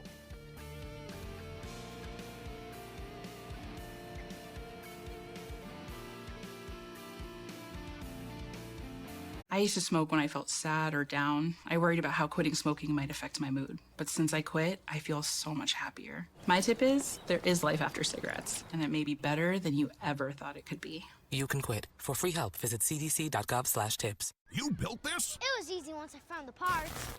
Looks like you need a break. The General gives you one with flexible payment options. Look, a chemical reaction! Oh! For a great low rate, go with the General. Hit it again, Jen.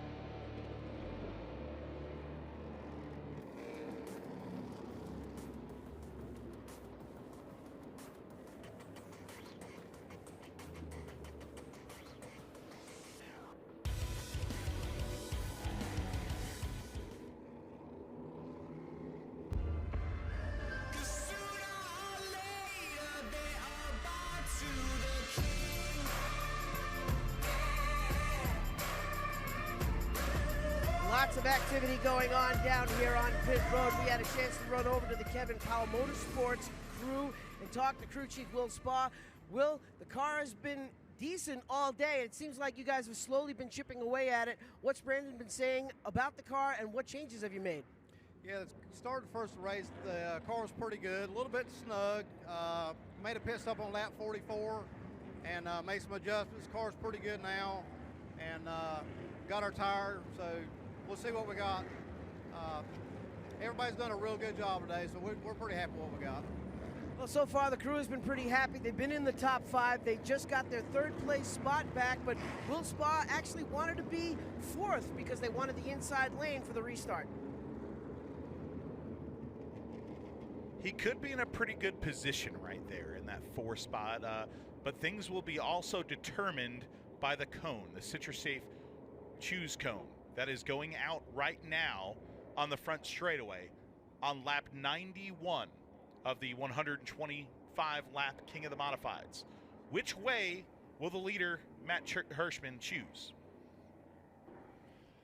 So do you realize I've been through 6 red flag periods here today at South Boston? Is that in total with the late models? Because the late models had a few really big ones. Yeah.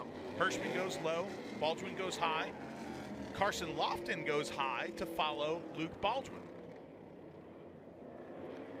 Hartwig's not out of this one. He's going to line up on the outside of row number 3. The Energizer Bunny right there. Hey, that guy's Harmon? been involved in wrecks. Harmon in the 51 finished top 10 here last year. Yes. Is on his way to another top 10 finish here today.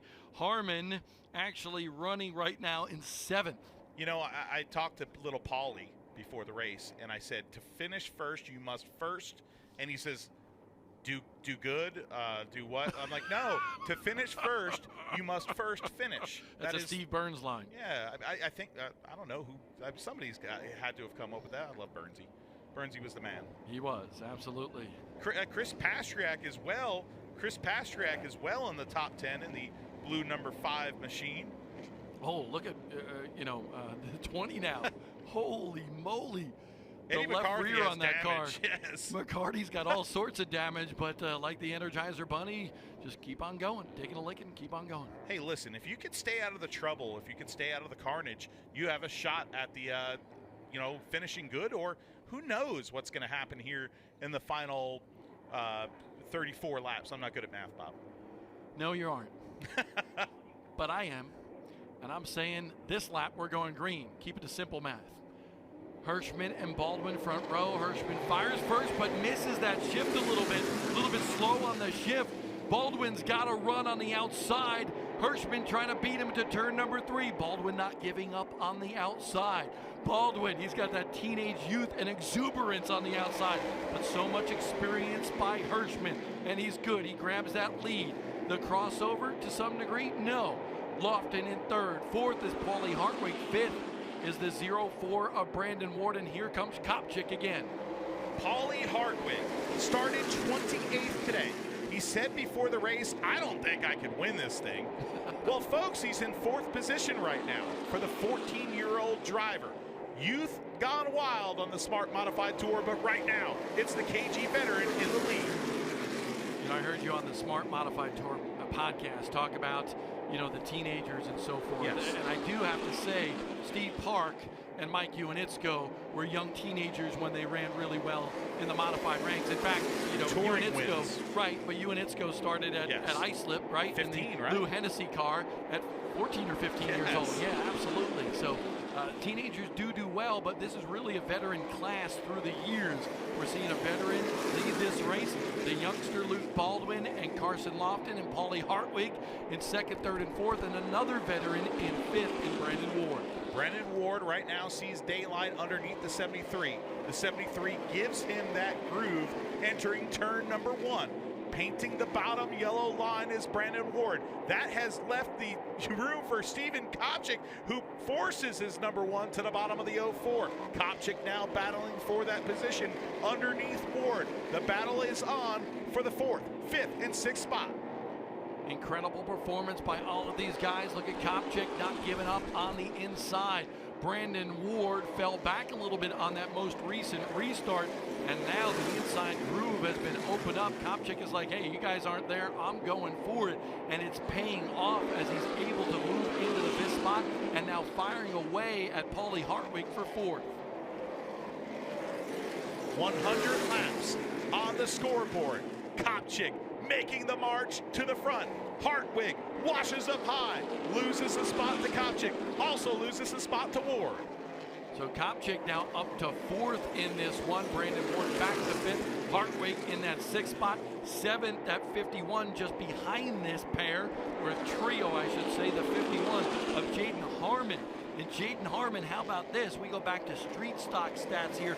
A former King of the Green street stock winner at Evergreen in Pennsylvania. Eddie McCarthy behind him, Joey Braun in the 9th position, and Landon Huffman rounding out the top 10 here at the King of the Modifieds. There is Huffman and Braun right there. Braun in the orange and black machine. Huffman, all white, number 98. Right behind them is the number 5 of Pastriak. Ryan Newman to the inside of Pastriak right now, creeping his way steadily up to try to challenge for the top 10. Yeah, Newman trying to break into the top 10 once again, just one spot out of it right now. There's Pastriak in the number 5 car, such a good-looking machine. Burt Myers outside the top 10 as well. He is running in 13th currently. Battle is on for the 3rd position. Battle is on for the 3rd position. Kopchik to the bottom of Carson Lofton. There is that battle right there. Kopchik on the inside of Lofton. He's going to dispose of the 23. Lofton trying to get back to the inside. Not going to be able to do it. Oh, a little contact there as Lofton gets into the back bumper of the 1 car. A little bit of a crossover, a little bit of a nerf there. And now Lofton's car washes up high. Kopchik pulls away in the P3 spot. That looks to be one of the faster cars on the track. But right now, stretching his legs at the front of the field is Matt Hirschman. Hirschman with a pretty significant advantage, almost a straightaway advantage on Luke Baldwin in that Pace-O-Matic 7 VA in 2nd. We see our cameras move over to this battle right here. The 51 of Harmon in the top 10. There is Hirschman out front. You see that big advantage. Want to show the gap here, maybe coming off a turn 4 next time by. Hirschman, good looking ride right there with Smart Ford of Danville. Actually of South Boston, but if we widen out, you can see that gap to 2nd place. It's humongous right now. The battle's on for 2nd though right now, Bob. Kopchik is flying. He just got by Baldwin, but the crossover from Luke Baldwin to the inside in turn number 3. Side by side here at South Boston Speedway for the 2nd spot. Give it to Kopchik into turn number 1 in the sunset. Baldwin's got a handful with that race car right now. It is wicked ill handling, and he's trying to hold on. Shoving the nose in the corner, loose off, you name it for Baldwin right now. Doing a good job wheeling that 7 VA, that Pace-O-Matic machine in the late stages of this event with just 12 laps to go. Kopchik gets by. He's made hay of about 6 cars since that restart. But the question is now, he only has 1 car in front of him, and that is the leader, Matt Hirschman, who is checked out. Bob, if there's no yellow flag, I don't know if he's going to get him. There is no way Kopchik is going to catch him. 2.75 seconds behind. Last time when they crossed the line, it's extended a little bit to 2.8 seconds. Unless we have a caution, Kopchik will not catch him, but you never know. We still may have a caution in the late goings of this race with under 10 to go. Kopchik trying to Hirschman stretching it out even more down that back straightaway. You know Kopchik right now is giving everything that number 1 car has got. There was the gap. You can see several gaps throughout this running field here. A lot of cars taken out of competition today. Matt Hirschman, though, think about how good Matt Hirschman is. He has done just about everything in his career. Matt Hirschman, we mentioned those 150-plus wins over the course of the last couple of decades in modified competition. But you talk about big races, too. This guy's won just about everything. 9 North-South shootout wins, 9 Race of Champion wins, 8 Turkey Derby wins, a Spring Sizzler win, an SBM 125, those 9 ROC championships. The guy has done it all here in modified racing. Brandon Ward on the inside of Carson Lofton, trying to get a spot here and move Lofton. Maybe who's going to get it here? Brandon Ward, they're vying for 4th. Lofton That car looking like it's a little tight. The 04 works on him now. He tries to cross over. That thing got snapped loose on him coming out of turn 4. The tires, Bob, are barking. Yeah, I think right now Lofton's just trying to, he's frustrated inside that car and just trying to get everything he can out of it. But at this point of the game, you can't cross over like that.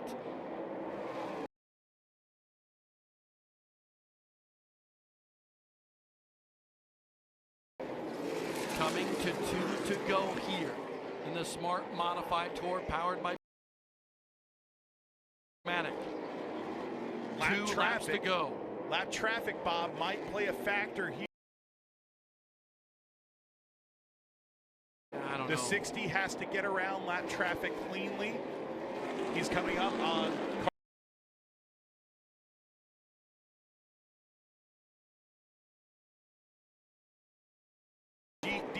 Gian Tommaso. He can just hang out right now, honestly, right where he is. 1 lap to go in this one. Matt Hirschman has won just about everything in modified racing. Some say Matt Hirschman is already a king, but today he will officially become the king of the modifieds with a win at South Boston Speedway. Matt Hirschman finally is going to get crowned a king.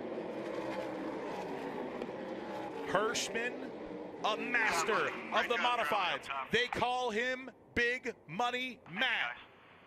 And right now, he is a winner here at South Boston, but more importantly, a winner of the King of the Modifieds. Remember, guys, nobody reaching in the car, none of that stuff. They don't want to see any of that. Let's go down to Derek Pernasiglio. All right, well, the number 60 of Matt Hirschman parks it in victory lane. Dennis Duffy, the crew chief, congratulations, you just won 20 grand. Yep, thanks, Derek. That's going to make the long drive back home a little sweeter tonight. We'll see you in victory lane. Thank you, appreciate it. Dennis Duffy, the crew chief for the PD Motorsports number 60 of Matt Hirschman, picks up the win in the King of the Modifieds. This is special. Special for the Hirschman family. I've known the Hirschmans for a really long time. Matt's brother Tony still spotting in the NASCAR ranks. But Matt Hirschman's dad, one of the best to ever grace the wheel of a 600 horsepower modified race car. Tony Hirschman, a 5-time NASCAR wheel and modified tour champion. His son still looking to win the wheel and modified tour crown, but has done just about everything else. And today, Matt Hirschman pulls into victory lane for the 3rd time in his career at South Boston Speedway as a winner. Hirschman unbuckling. It's been a tiring day here. This was a long race. A lot of money on the line, a crown to be awarded, a declaration to be read in victory lane.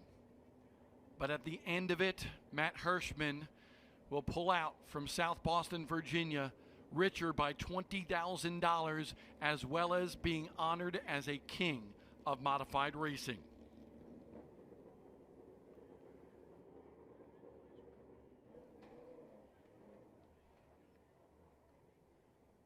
Matthew Dillner, who just hopped out of the booth and ran down there, I didn't think he could run that fast, honestly.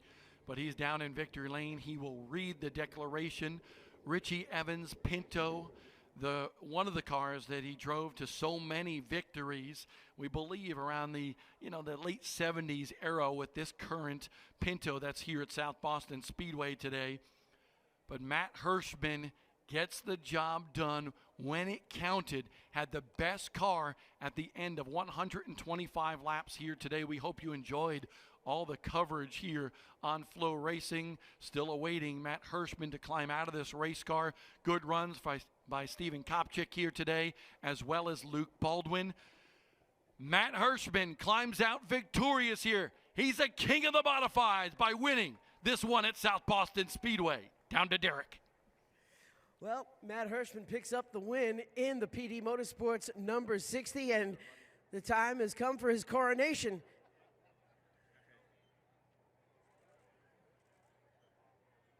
As he accepts the cloak, and here comes the crown.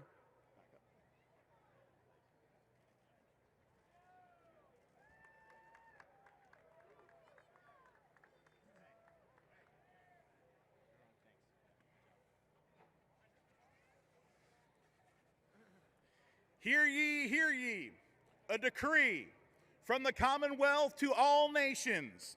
On the 22nd day of March, the Smart Modified Tour, powered by Pacematic, declares Matt Hirschman, 2025 King of the Modifieds. Matt Hirschman picking up the win at South Boston Speedway. You know, just like the essence of Richie Evans winning all the big events over the years, you've done the same thing. And not only that, you've done it more than once. And now this is your first King of the Modifieds win. You got to tell us what's going through your mind, because this car looked like it never fell off all day. How good was it? All I know is it's good to be king. I'm glad we can get this win. Like I said, I can only hope that it becomes an annual event down the road, that you could say it's the 10th or 20th annual, whatever it is, because what a great day for modified racing and a great crowd here. It got to be a long day, a little bit too long, but just a great event. Thank the Smart Modified Tour, Pacematic, Dominion Energy. You know, they made it happen 2 years in a row, and I think if they've proved it now, I think this event should only grow in terms of the support. You know, they did it twice, and just like I said, it's a huge day. One of the biggest wins, definitely for PD Motorsports, and even myself included. And when you've been doing it as long as I have, and been fortunate enough to have as much success as I have and win the races I have, to say this is a high-ranking win when you've already won 200 and some races or whatever, that tells you something about it. So just glad to get it done, and for a year, I'm the king. You know, Dennis Duffy came to us with approximately about 20 laps to go. He said you ran your fastest lap of the race. How is it do you keep a car that fast, even that late in the race, with the tires burned off? Well, I mean, I don't. It wasn't to start, and you know, I think the crew chief in me, I think I made the right pit strategy call. Also made the right adjustment on the pit stop, and you know, then I was able to, as a driver, take the lead, and I felt like I had a really good car, and the 7 was coming up with some runs that I wasn't really expecting, or didn't know how he had them, because I really thought I had a good car. And under that last red flag, I said there's only one person left here that needs to step up, and that's the driver. And I'm not sure if maybe his car did fade, or that red flag hurt his car, and that it very possibly could have. But like I said, those were I got the most out of myself today, and you know, recently it seems like I've been told what I've always done, what I've been doing wrong, instead of what I've done right. And today I feel like I did everything right, and in the end got the job done. So really a satisfying win, gratifying win. Wouldn't be possible without the team, though. You know, great PD Motorsports effort here. Thank our local sponsors, Smart Ford of South Boston, Mitchell Store, Sontag, Virginia. So 2 local-based sponsors, also Collier Trucking. And just, like I said, it's a team effort from at home in the shop. Not even everybody that has a part of that in the shop is even here today to celebrate it. So just appreciate that. Say hi to my son, Matthew. He's at home with my parents. You know, just very, like I said, a real big day, a real high-ranking win. And we'll come back and certainly try for more, but it's one that I'm glad we will always be able to say we won the King of the Modifieds. Well, with a big win comes a big trophy, and we have Haley Williams here from the Smart Modified Tour to present you with the Smarty. Matt Hirschman, ladies and gentlemen, the newly crowned King of the Modifieds.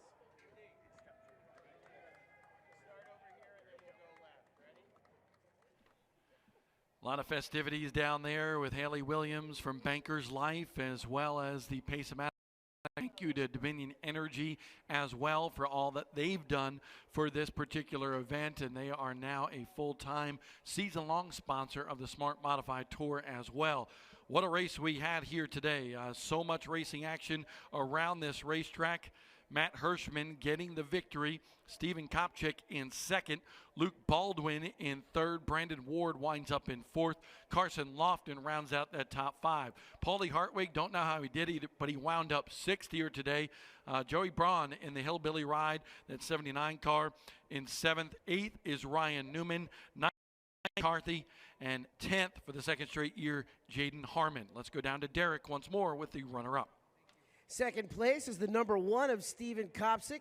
And boy, you started 9th. consistent all day, and the car just came alive at the end, just started picking them off. What was it that made this car so fast? I knew we were good all throughout practice, and didn't qualify that great, but you know, I knew we had a good balance, and I don't know, I think if we maybe changed up our pit strategy a little bit and had better track position at the end, we would have had a shot, but Matt was stout. But I couldn't be happier to come out here and run with guys that run this tour all the time, so I would say it was a successful trip. Would you have needed another caution or maybe 10 more laps to be able to catch the guys in front of you? I wasn't going to be able to catch them, but maybe with the yellow, it could have got dicey on a restart. But Matt definitely was a class of the field today. Just got to get a little better. No big deal, we will. And just can't thank Tom Wanick enough and Mr. Franzosa and just everyone that makes this happen. Karshner Logistics, Newtown Pools, John Kerrigan, I know he's watching back home, and just everyone that helps us out. David Lewis for the Austin Motors, and Buzzy doing all our drivetrain work, and just can't thank him enough. Nice solid run for the number 1 of Steven Kopchik. He comes home with a runner-up finish. Yeah, he'll head out of here with that runner-up and motivation for next year to come back to South Boston Speedway in 2026 and go after the crown that is being worn right there in Victory Lane by Matt Hirschman this year.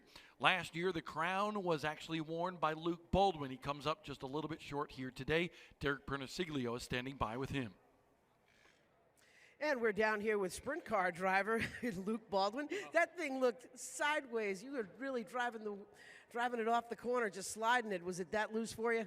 No, actually it was super tight. Just as the sun went down, as it cooled off, it got tighter and tighter.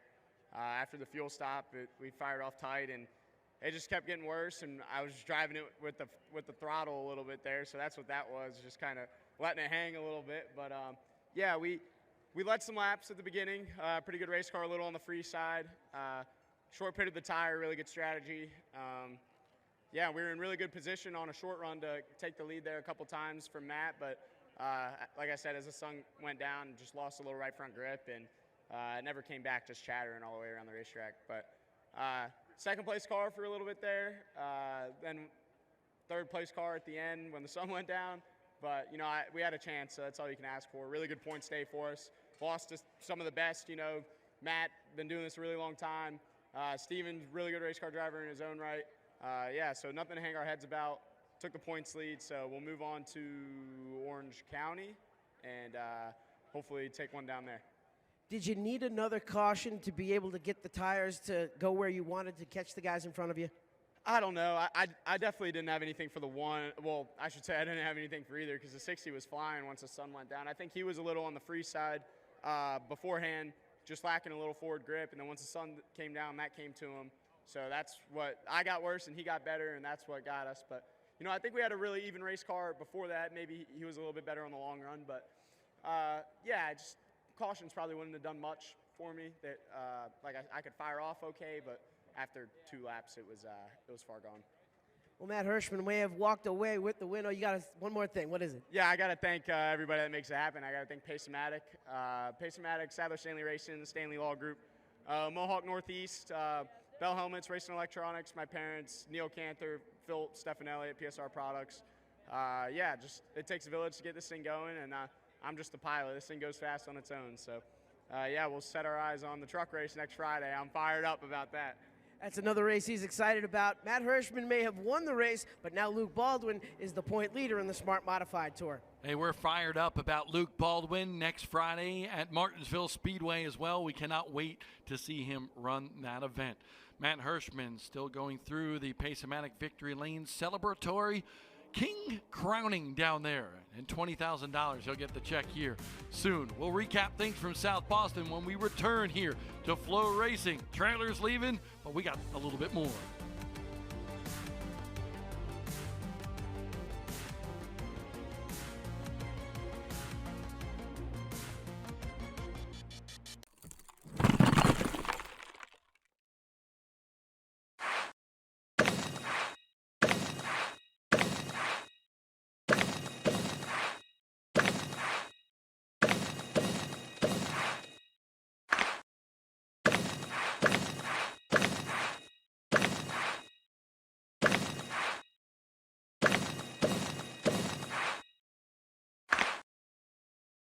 Download now.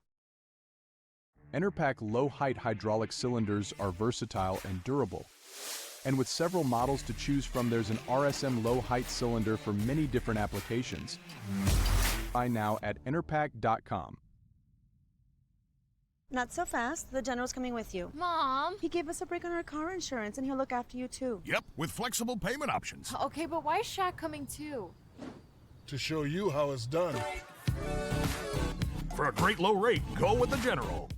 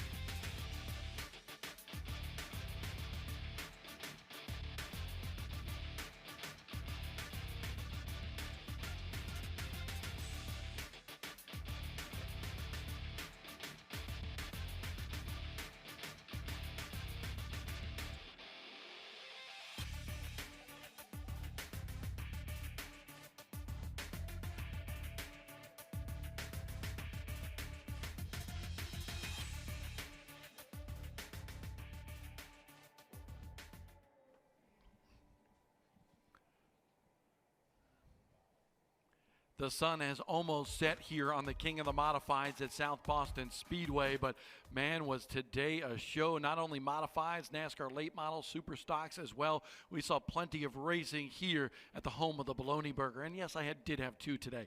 Let's take a look at the highlights of this second King of the Modifieds at South Boston Speedway. On the pole, the Pace-O-Matic 7 VA of Luke Baldwin. He set the tone early in this one, but here comes Ron Silk. Silk very strong, the two-time NASCAR Wheel of Modified Tour champion, gets the lead, and then a fuel stop. Everybody stopping for fuel so they can make it the rest of the way. Jimmy Wallace in the 21 had a good run. Baldwin going back to the front. Wallace up the racetrack, and watch Gary Young come in here. Hook, Ryan Newman up on two wheels. Carter McMurray involved as well. Back on the gas is Hirschman to the lead.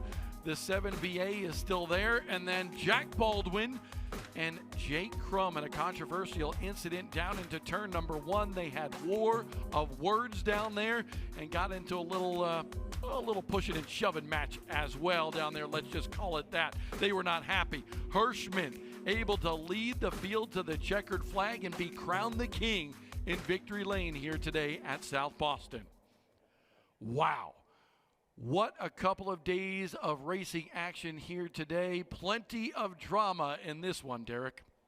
Yeah, there definitely was. There were so many different stories throughout the course of the day, the comers and the goers. Who's going to win this race? Matt Hirschman coming out on top. You know, we talked about Richie Evans being the king of the modifieds, you know, for his era, because he won huge events. And not only did he win huge events, he won them multiple times. Well, Matt Hirschman, same thing with him. He has won some of the biggest events that are out there. The Turkey Derby, the SBM 125, the North-South Shootout, the Oswego Classic. I mean, you can just go right on down the list. The Islip 300. And he just shows here today where he picks up his first win in the King of the Modifieds. Probably not his only win in this event, but look at the other guys that finished in the top five. You had Brandon Ward, who started deep in the field, who was 17th, comes home in fourth. And how about young Paulie Hartwig III, finishing just outside the top five, and he started 28th out there. So there were a lot of comers and goers all day. It was a huge event. It was great to be a part of it. I am actually very blessed to have you guys bring me in as a part of this. It's been a lot of fun. Derek, we can't wait to have you back. Wish you were with us every single week on Flow Racing with the Smart Modified Tour, but always great to have Derek on the broadcast. And by the way, Matt Hirschman becomes the first repeat winner here in Smart Modified Tour history. Prior to this event, 9 races, 9 different winners. Matt Hirschman had been one of those winners back in 2022 here, and he wins again to be the first 2-time winner at South Boston Speedway. all the teams now trying to figure out what went wrong or what went right here today. One of them that, things went right for sure is Matt Hirschman. He'll take away the $20,000 and the crown. He'll wear it for a year. He'll have to give it back next year because, of course, we announced today that the King of the Modifieds will come back to Southern Virginia next year. No date announced, but the event will return, and that was thanks in part due to all the great racing action and the fans that came out in force. Peyton Sellers, the winner in that one for the first late model stock car event at NASCAR. Jeff Melton able to get the victory in the Star Super Stocks as well. We had 2 late model stock car events, and Ward able to take the victory in the last one. We saw a lot of banged up cars in that one as well, including the 7-time champion Peyton Sellers. And then the modifieds finally rolled out. The sun eventually set. A lot of rock'em sock'em banged up racing here today at South Boston Speedway, and some tempers in the air as well. But in the end, Matt Hirschman wins at South Boston.